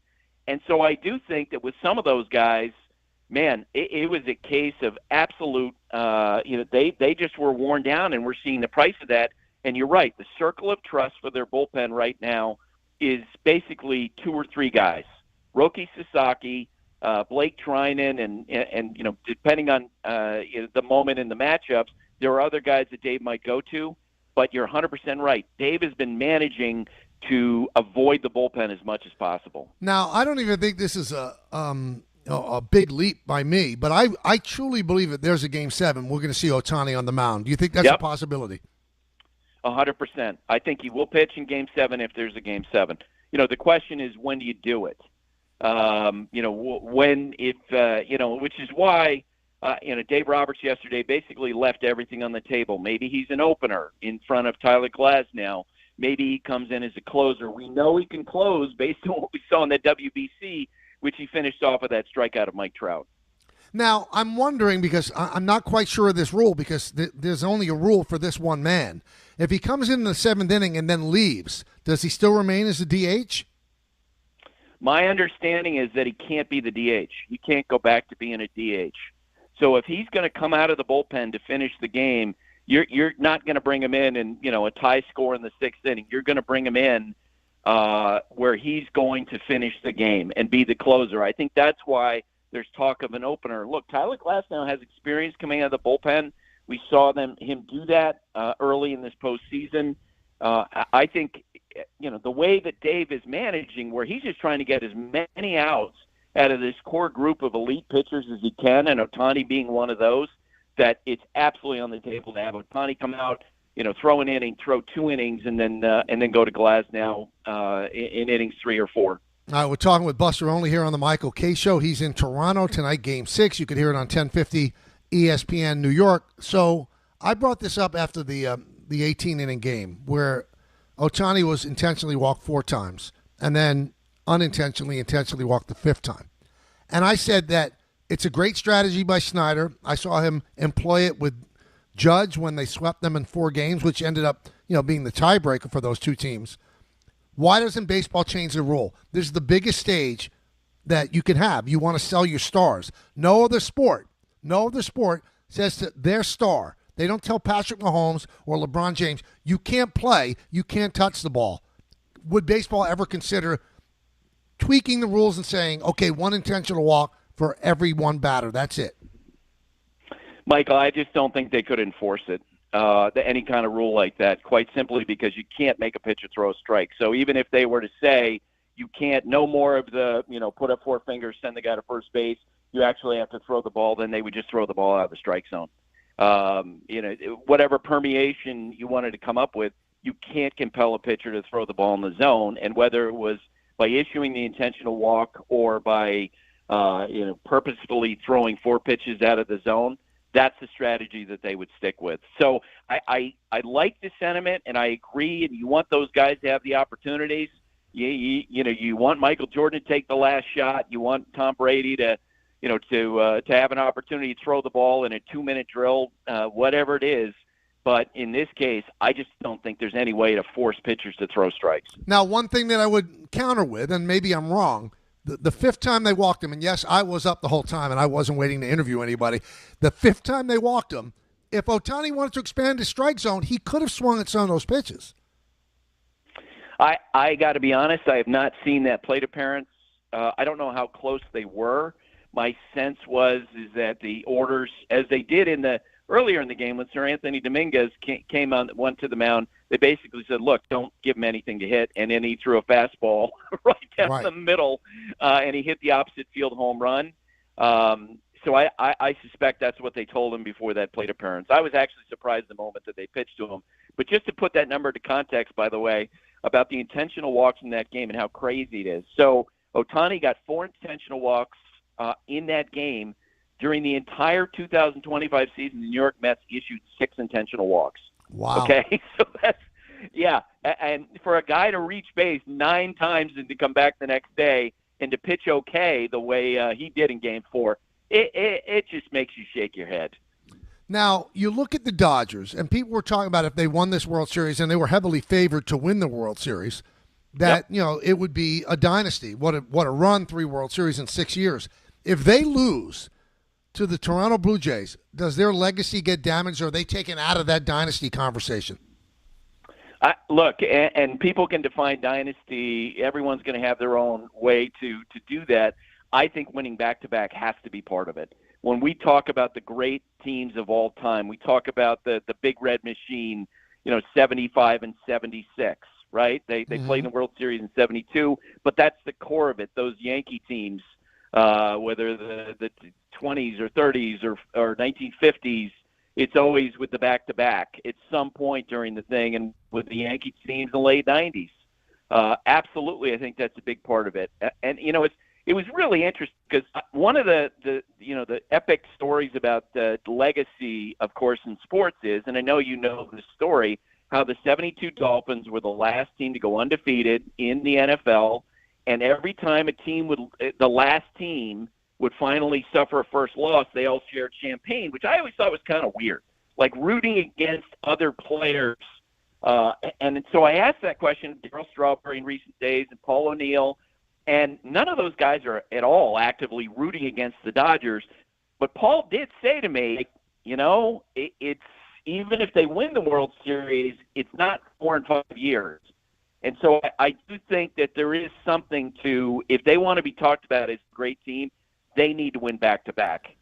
Yeah, and I've been saying on this show, Buster, if you're a Yankee fan, you should be rooting for the Blue Jays. Although they're in the East, you want the Yankees to be the last team that repeats. I mean, I'm not saying that players should actively do it, but the Yankee fans, you want to have that special thing that you won those 3 in a row, and you're the last team to go back-to-back.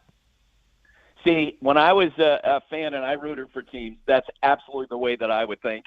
Yeah, absolutely. Yeah, when I grew up a Dodger fan, and so when when they were playing, when the Dodgers were knocked out, I was rooting for the National League team because I wanted to stay the Dodgers with the second pass. All right, so let's talk about the Blue Jays here.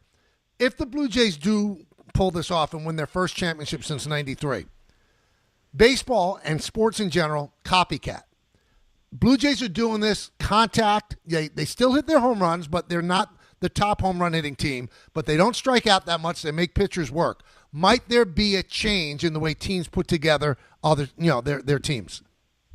I think it would be glacial, incremental change because, I've had this conversation with Ernie Clement and the other day with Miguel Rojas of the Dodgers that a lot of times, let's face it, a lot of what we're going to see next year, at least the beginning of the year, is going to be formulated in conference rooms next month. Right, where all the stat heads, front office types get in the same room and they evaluate players, they evaluate free agents, and what are they going to value? Exit velocity and power, and those are going to be the prime things. The things that Ernie Clement does well, put the bat on the ball. That's not ever going to be as valued as hit the ball out of the park because the focus is 162 games. It's big picture. And the funny thing is, every year we see this. We get to late August, early September.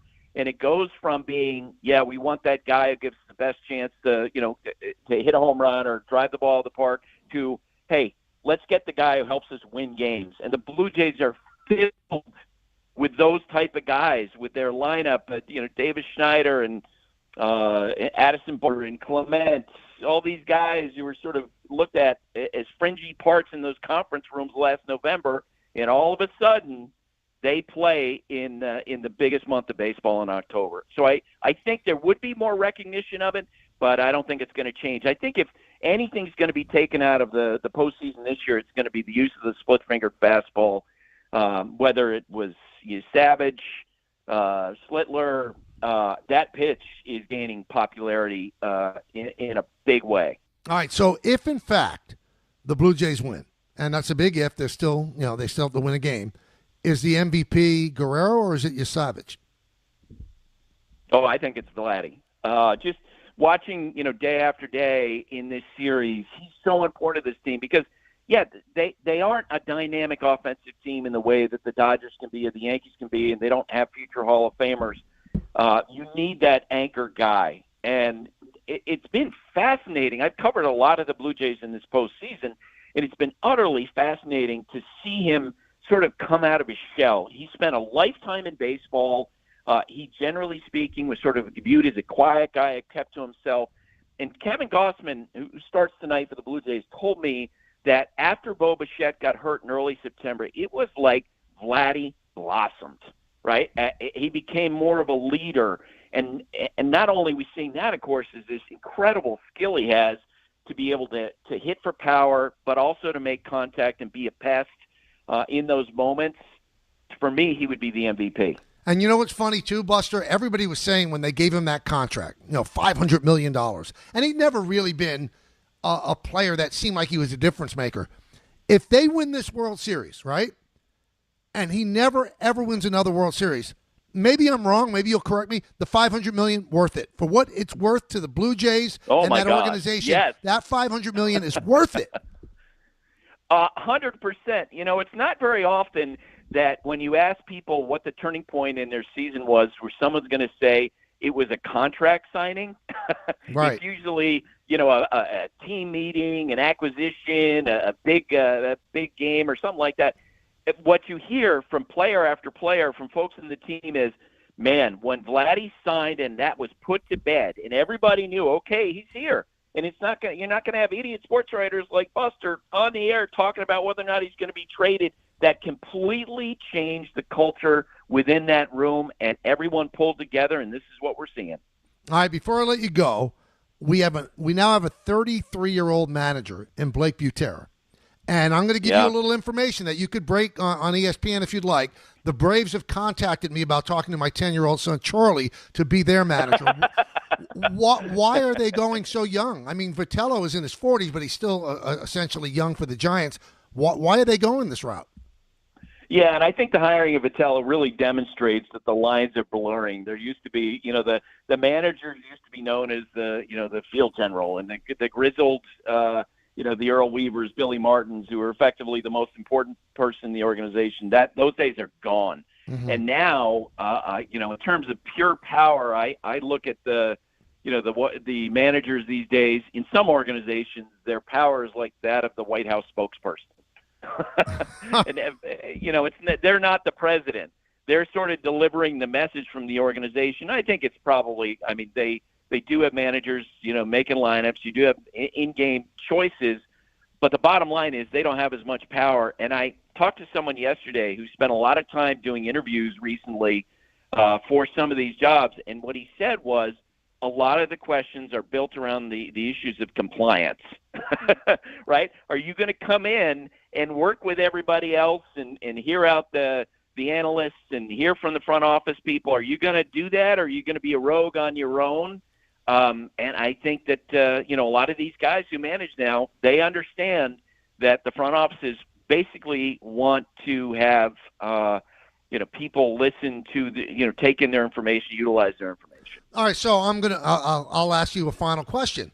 Then why do they fight it so much, Buster? Oh, the managers make all the... We know they don't. I mean, they might make it in the moment, but they're making it off information that's passed down from upstairs. At the least, it's collaborative, but they refuse to say it, and they refuse to make any of the analytic people available to be interviewed. Why did these numbers come up? Why do you put emphasis on these numbers? If you're going to be totally transparent, let's tell everybody exactly how this works. How do they make the cake? They won't tell us. I think that the comparison of the White House spokesperson actually is apt in this situation, because I think that one of the things they don't want to have is mixed messaging. So if, reporters had access to the, 3 different analysts who were involved in the, giving the advice of, go with this bullpen setup in a given game, that you might get a mixed message, and they prefer to have, Carlos Mendoza speak for the Mets and Aaron Boone speak for the Yankees and Dave Roberts speaks for the Dodgers front office, as opposed to, the 3 analysts who may not be as adept as David giving answers. I think that's why the White House spokesperson comparison, I think, is actually apt. Yeah, but it's not as apt as I would want it to be, because Carolyn Levitt says stuff, but still Trump talks and says why he does what he does. There is no Trump in baseball. It's only Carolyn Levitt. It's only Aaron Boone and Carlos Mendoza, and we don't know what the people in the ivory tower who are actually making the decisions, why they make those decisions. Trump tells you why he makes the decisions. And at the risk of being political, I would just say I think Trump is a bit of an outlier. A little bit. We didn't hear from past presidents. One. Well, you cut out the last one. What was the last sentence? I said I don't think we heard it from previous presidents quite as often as we hear from the current one. True, but we do hear from previous presidents more than you hear from front offices. Yeah. So enjoy Game 6. I'm very jealous. Have a great time. It's going to be a great atmosphere.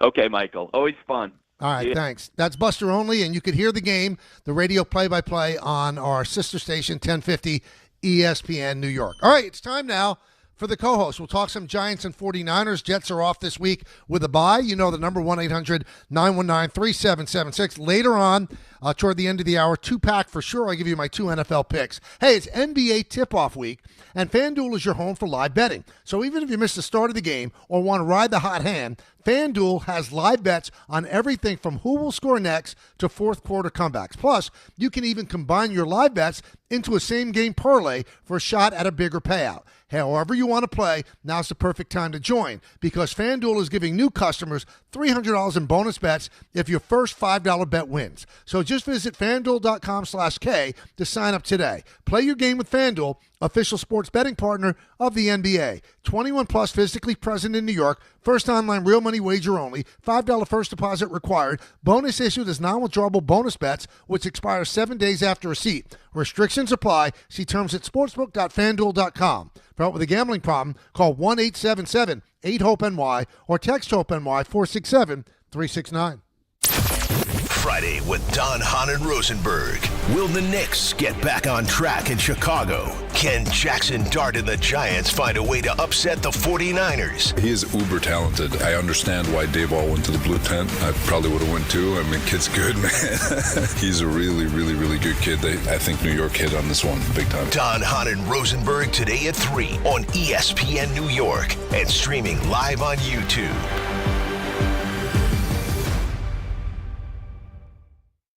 This October, the only thing scarier than missing the game is missing out on a brand new Kia. At Kia City of the Bronx, 3505 Connor Street is where the ghosts of old rides get traded in and new legends are born. They've got a monster lineup of new Kias that'll take you from tailgates to haunted houses in style. Visit KiaCity.com or call 646-917-7955. Don't get spooked, get moving. Kia City of the Bronx, where Halloween meets horsepower. If you've been injured on a construction site, then you need a lawyer who knows New York's unique labor laws. At the Parisman Firm, they have decades of experience handling construction accident cases and a proven track record of delivering huge results. Their team has already recovered nearly $1 billion for hardworking New Yorkers. From scaffold accidents to slip and falls and equipment failures, they've got your back. Call the Parisman Firm now at 718-WORKERS. That's right, 718-WORKERS, because your case is their cause. Get the justice you deserve today. Hey, bro, weirdest thing is happening at the game. This guy sitting next to me says, "You're our good luck charm." Every time I crack a Bud Light, we score a touchdown. Now his entire family wants to buy me Bud Lights. I think I'm some kind of a football prophet. Talk soon. The team needs me. Anything for Bud Light, the official beer sponsor of the NFL. Stock up today. Enjoy responsibly. Copyright 2025 Anheuser-Busch Bud Light Beer, St. Louis, Missouri. Looking for the best internet deal? It's just a fast phone call away. Only Optimum Fiber Internet delivers the fastest and most reliable fiber internet starting at just $40 a month. That's right, lightning fast fiber internet at a price that won't slow you down. Call 888-4OPTIMUM today to lock in your offer in just a few minutes and see how you can also get the Disney Plus Hulu bundle and an unlimited mobile line on us. Don't take slow for an answer. Call 888-4OPTIMUM or visit Optimum.com today. Terms apply.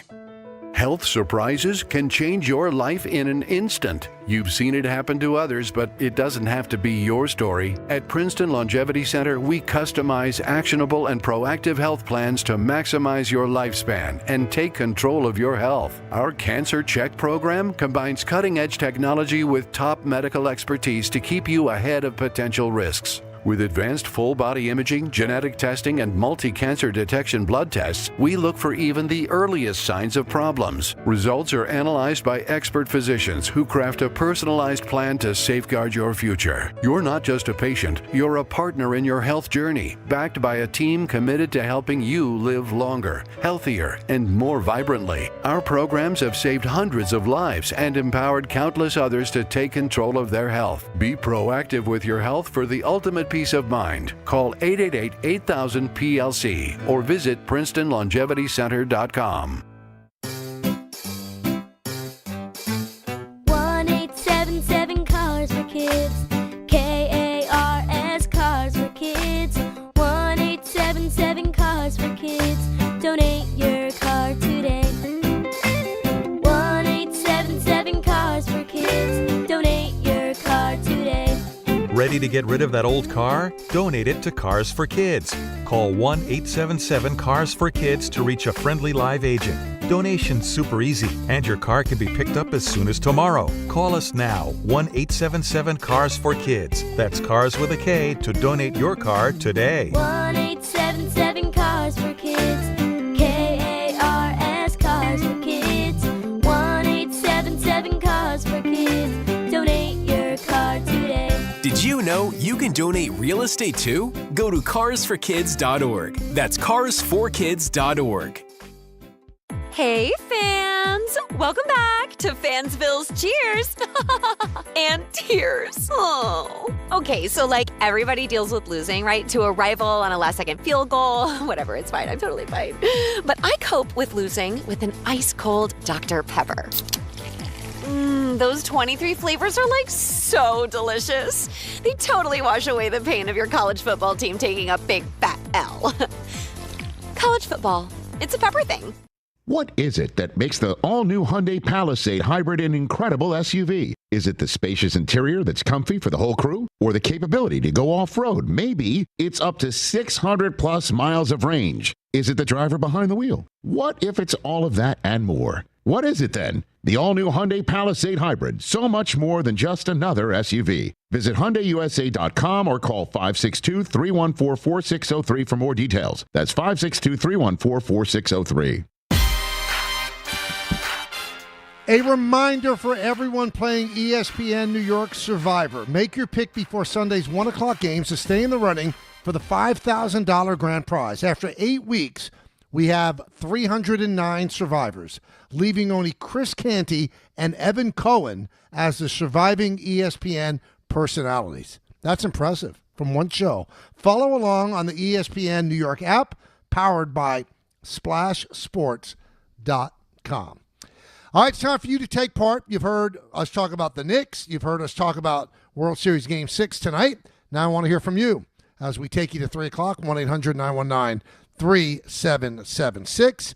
Rangers finally won a game against a good team, 4-3 over the Oilers in overtime, and the Islanders lost to the Hurricanes 6-2. Let's go to Lenny in Montvale. Lenny, talk to me. Hey, how you doing, guys? I'm good. How are you? Oh, good. Hey, just let you know, I batted 1,000 at Ebbets Field. I think I'm the only one who ever say that because in 1959 I was 13 years old, and we played probably the last game at Ebbets Field. If anybody knows those Brooklyn damn Dodgers that left me, and I hope they lose because when they left me, they broke my heart. Now, to get to my point, why are they wearing these mitts sliding into the bases now? Why they let them do it? On that play the other day when they reversed the call, it was so close. It's a benefit for the runner to be safe on a play. Lenny, I couldn't agree with you more. I've been saying this for years. The sliding gloves extend the hand. They do. They go beyond the finger. They do. So I'd say they extend your hand by maybe 2.5 inches. And it's allowed. So you're making your arm 2.5 inches longer. How many bang-bang plays are there in baseball? That 2.5 inches is going to make the difference. I don't understand why they allow it, and they do. Why can't they do it like the old days? You used to hold the batting glove in your clenched fist. That was your sliding hand, so that didn't get jammed. This is an abuse. You are making yourself get to the bag quicker than you would if you didn't have that sliding mitt. It's ridiculous. Let's go to Martin in Brooklyn. Martin. Hello, Mike. Hello, Martin. Hey, what's going on, brother? All good. Hey, all good. Hey, look, I think you're very fair, and I like your commentary, but I just think it's a little ironic that for you to expect for John Schneider to do what's good for the best of the game. And No. I don't think that. I think John Schneider's done the right thing. I think that baseball. No. I know you said he's done the right thing. Right. But just when you say players, coaches should do it for the good of the game, not at this point. No, but Martin, I never said that. I'm saying that John Schneider did what he should do. I'm saying that baseball should change the rules, because why would you take the bat out of Ohtani's hand on the biggest stage of the sport? John Schneider's done nothing wrong, nor should he allow Ohtani to swing the bat. He should have walked him 6 times. Okay. All right. So good. So cool. So let's relate it to when you talk about basketball with the hack-a-shack rule. Mm-hmm. When you say that, they're not doing the same thing, absolutely, because you're not allowing the Lakers to run offense with the most dominant player. And then when you take into consideration that when he's playing with Kobe, you're now taking the second best player out of the rotation to run offense. But so it happens in basketball too. No, it doesn't, though, because the reason it happened to Shaq is because Shaq couldn't shoot free throws. What you're doing to Ohtani is not because he can't do something well. You're doing it to Ohtani because he does something too well. If Shaq was able to shoot free throws at a 70% rate, they would have never done hack-a-Shaq. They did hack-a-Shaq because he couldn't shoot free throws. There's a big, big difference. The team is exploiting something that this player can't do. In the case of walking Ohtani, you are not allowing the player to do something that he does well, but it's not something that he does poorly that you're accentuating. He happens to be a great base runner, so you're putting a great base runner on base. It's not the same thing as hack-a-Shaq. You're right. They could take him out of the play, take the ball out of his hands, but that's his fault. Ohtani's getting walked only because of his greatness. Shaq is getting hacked only because he can't shoot free throws. To me, that's a huge difference. Huge difference. Steve in Bergen County. Steve. Hey, Michael. Thanks for taking the call. I've been thinking about this ever since you had Pettit. I guess it was for Old Timers Day, when he said towards the end of his career, he would they said they were limiting him to 100 pitches, so he'd throw less waste pitches. What did you think about Snell 0-2 so many times the other day, just digging those curveballs into the dirt? I mean, he let that one dude score from first base on 3 wild pitches. These guys don't know how to throw a waste pitch anymore. A waste pitch is supposed to be close to the zone that you're tempted to hit.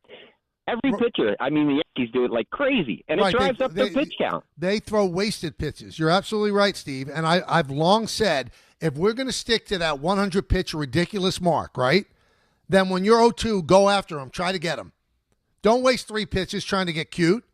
You're wasting those pitches. You might waste 10 to 15 to 20 pitches a game because you're in your head. It's the old days where managers would actually fine players if they gave up a hit on an 0-2 pitch. That's got to get out of the game. You got to get smart. You got to realize the game has changed. So 100-pitch limit now, that's when managers get itchy. That's when they want to go to the bullpen. So you should not reach that 100-pitch limit where 9 to 15 pitches are wasted. It's silly. It's stupid. I'm not saying groove a pitch down the middle, but don't waste a pitch way outside the zone that the batter has no thought about even swinging at. Steve, I've said it for a long time. So 2 things people have actually backed me up on. The sliding mitt, which I think is ridiculous, and the 0-2 pitch, which automatically at least becomes 2-2. That's 2 wasted pitches when you're at a finite limit of pitches that you could have. In the old days, when they would fine you for giving up a hit on 0-2, pitchers threw 160 pitches, so it didn't make a difference. Andrew in Medford. Andrew. Yeah, hello? Hello, Andrew.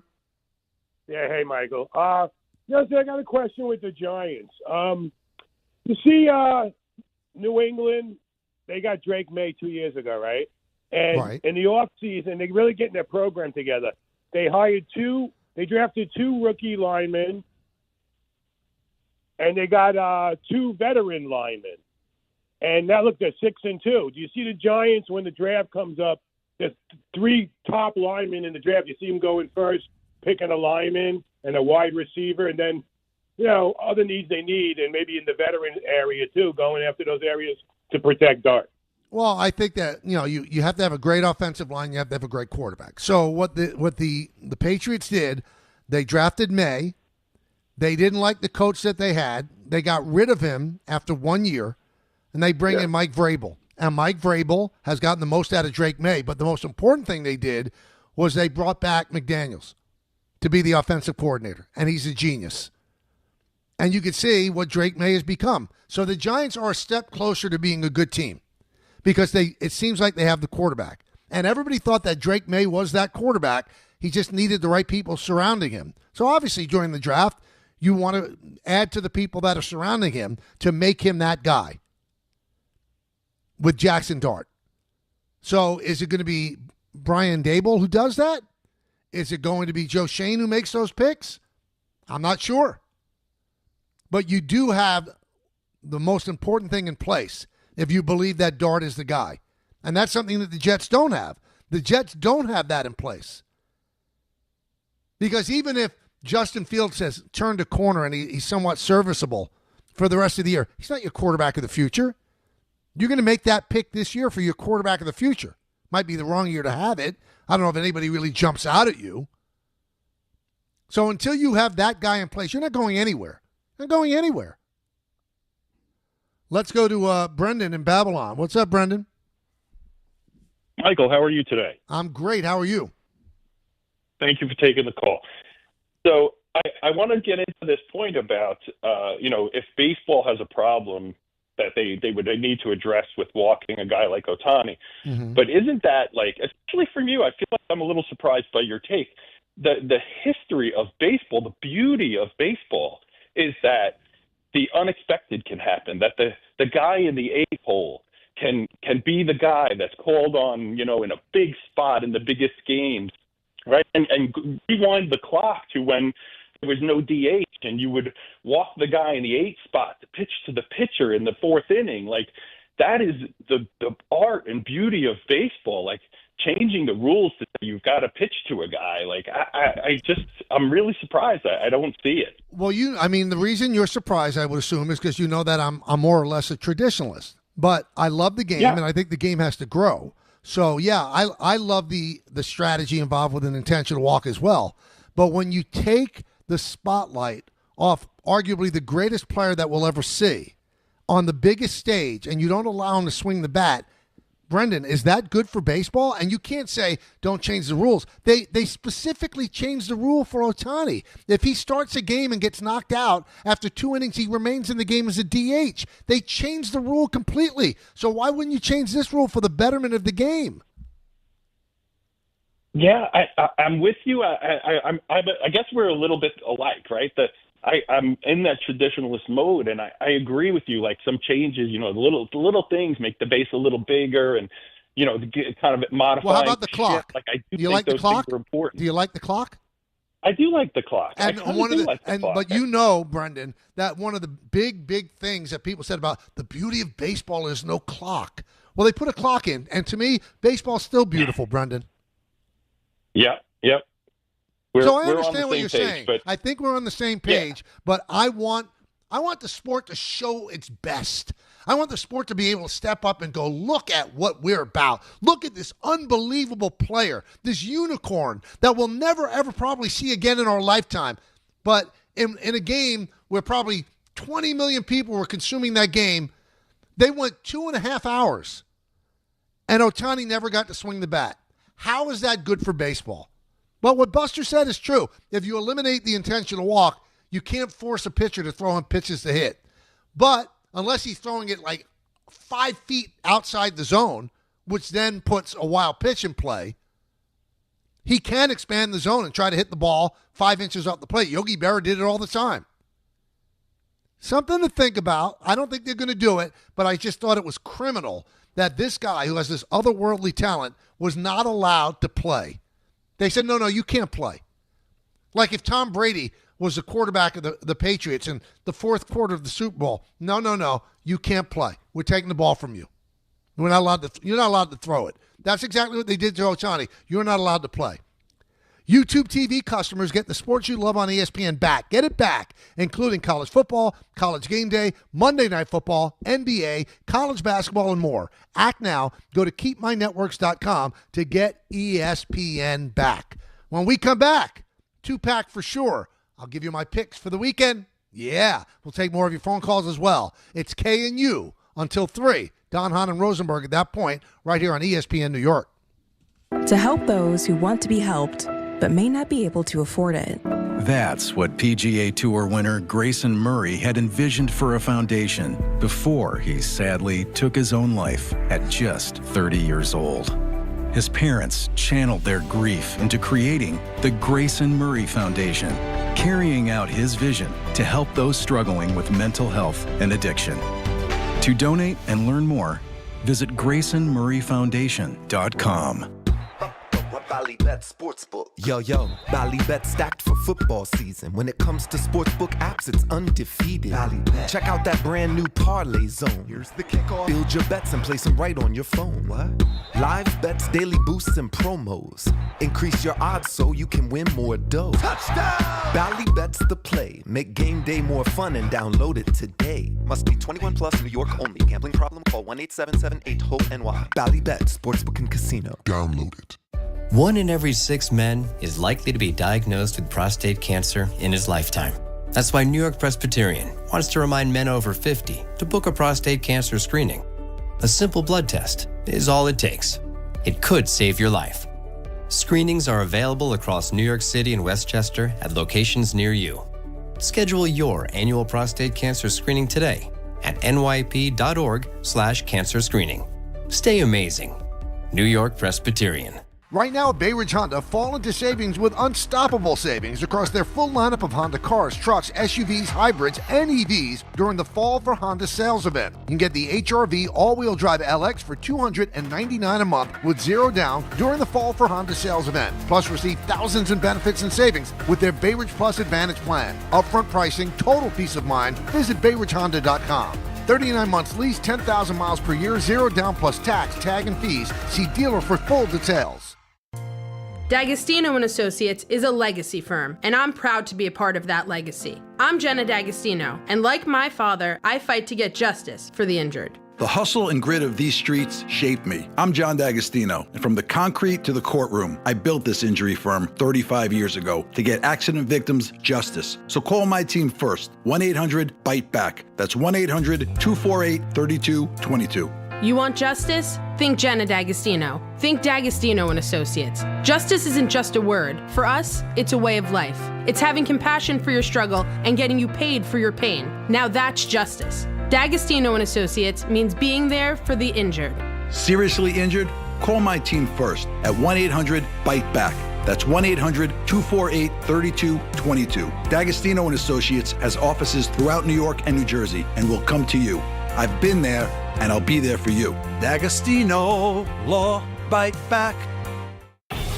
There are a lot of reasons why people buy at Ramsey Mazda. It's their selection, it's their customer service, and it's their savings. Lease a new 2025 Mazda CX-5 2.5 S Select for $229 for 36 months. Start shopping now at RamseyMazda.com. Choose wisely. Choose Ramsey Mazda. Call 833-853-2970 for details. VIN S0595731. MSRP $31,915. Zero security deposit. Ends 10/31/25. Rich Eisen here for Sonos, the speakers that bring every game to life in my own house. With studio quality sound, Sonos makes you feel like you're right there in the stadium. Whether you're cheering on your team, binging your favorite show, or listening to the hottest songs, Sonos fills every room with incredible sound. Setup is easy. Just plug in, open the Sonos app, and you're ready to go. Want stadium quality sound at home just like me? Because I love Sonos. You will too. Explore soundbars, speakers, and more at Sonos.com. Sonos. They look as good as they sound. From kickoff to cash out, ESPN Bet has all the tools you need to score more on game days. Bet smarter with stats right at your fingertips, get personalized parlays built just for you, and with your fantasy teams synced right in the app, you can back your squad. Right now, new customers get $100 in bonus bets when you bet $10. Sign up with promo code USL to get started. Must be 21 plus. Gambling problem? Call 1-800-GAMBLER. Terms and conditions apply. See app for details. Offer not available in New York. Fight fans, Bud Light and ESPN New York are sending you to UFC at Madison Square Garden. Tap the Bud Light tile on the ESPN New York app and enter for your chance to win a pair of tickets in the ESPN Suite. Catching the action alongside ESPN New York's Peter Rosenberg. Listen and enter through the Bud Light tile to score your shot at the ultimate fight night. Bud Light is proud to be the official beer sponsor of UFC. Bud Light, easy to drink, easy to enjoy. Enjoy responsibly. Anheuser-Busch Bud Light Beer, St. Louis, Missouri. Oh, yeah. You know what that means. It's two-pack for sure. I give you my 2 NFL picks. 2-0 last week. I think I'm 12-8 on the season, which is just extraordinary. Just extraordinary. Better than anybody on the station. Here are the 2 picks that you should consider. The Rams are 14-point favorites over the Saints. This game will be in L.A. Tyler Shuck, who's an old rookie, he's going to start. The Saints are finally going to make a change. But Kamara and Shaheed, both banged up. Don't know their availability. Puka Nacua is going to come back for the Rams. I think the Rams blow out the Saints. Saints are not good. They're not good at all. I could see the Rams winning this one by 25 points. But all they need to do is win by 15, and you're a winner. So the Rams giving 14 over the Saints. My second pick, we go to Tennessee. The Titans are 9.5-point underdogs against the Chargers. I'm going to take the Chargers. Yeah. Titans might not have Ridley and Simmons. Those are big losses for them. The Chargers might finally be finding their way. They have a long rest off their last game where they blew out the Vikings 37-10, and I think that they are going to just manhandle the Titans. So I'll give the 9.5 gladly. I don't care if it's on the road. I think the Chargers will just stomp over the Titans. Now, you might say, hey, Michael, you're giving away a total of 23 or 23.5 points in your 2 games. Yeah, that's right, I am. Because the Rams are going to blow out the Saints and the Chargers are going to blow out the Titans. That's what I'm doing, and that's what I'm not saying that you should do. And I'll give you a bonus, which is not part of the 2-pack, because this is not 3-pack for sure, because the name wouldn't make sense. But I like the Packers giving 13.5 over the Panthers as well. Big numbers, but for me, I don't care, because I think you're going to start seeing some blowouts in the NFL now. Teams are starting to find their way, know exactly what they're doing. Now, the local, you've got the Giants, 2.5-point underdogs against the 49ers at home.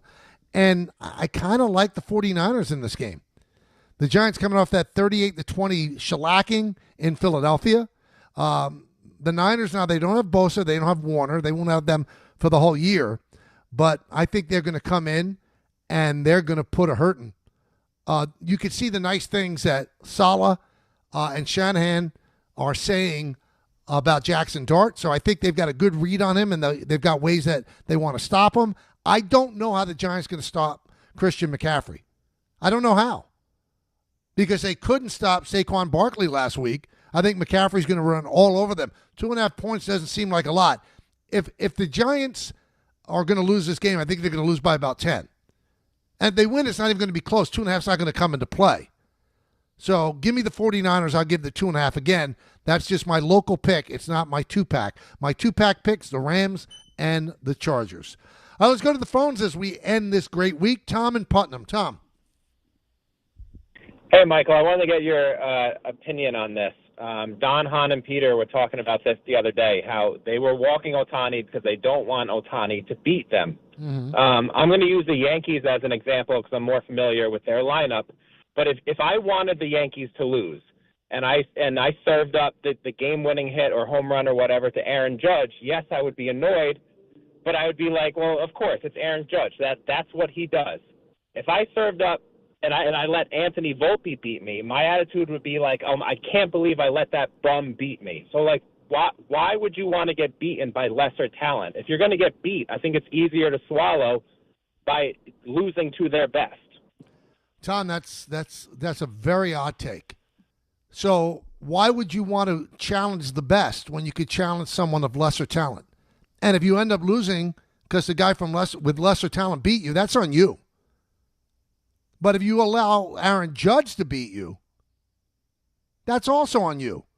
Wouldn't you sleep easier if Anthony Volpe beat you than if Aaron Judge beat you? Because you shouldn't allow Aaron Judge to beat you. You should dare Anthony Volpe to beat you. That doesn't make sense. You'd feel more valor if it was Aaron Judge, the MVP, who beat you. That doesn't make sense. I want the odds in my favor. If I'm a manager, I'm looking to shift the odds in my favor. So the odds would be more in my favor if I decided to challenge Volpe than to challenge Judge. And it wasn't even a case of Ohtani or Muncy or Andy Pages. I mean, they're so afraid of Ohtani that they'd rather pitch to Betts. And it turned out to be smart because Betts has had a terrible World Series. And then Freeman than to deal with Ohtani. Yeah, I'm sorry. I can't co-sign that. It doesn't make any sense to me. You'd rather challenge the better player than have the hurt of having the lesser player beat you. I can't believe Don Hahn and Rosenberg said that. I can't. Well, we'll see what they're saying today. Their show's coming up in just a moment. It's been a fun 10 hours again. It always is. These 10 hours fly so quickly from 1 to 3, Monday through Friday. I'll be back again on Monday at 1. Hope you had a good time this week. I hope you enjoy the 2-pack for sure. Hope you enjoyed our great guest as well. In the words of Billy Joel, life is a series of hellos and goodbyes. I'm afraid it's time for a goodbye again. See everybody. Have a wonderful day, a wonderful weekend. Talk to you at 1 on Monday. Fight fans, Bud Light and ESPN New York are sending you to UFC at Madison Square Garden. Tap the Bud Light tile on the ESPN New York app and enter for your chance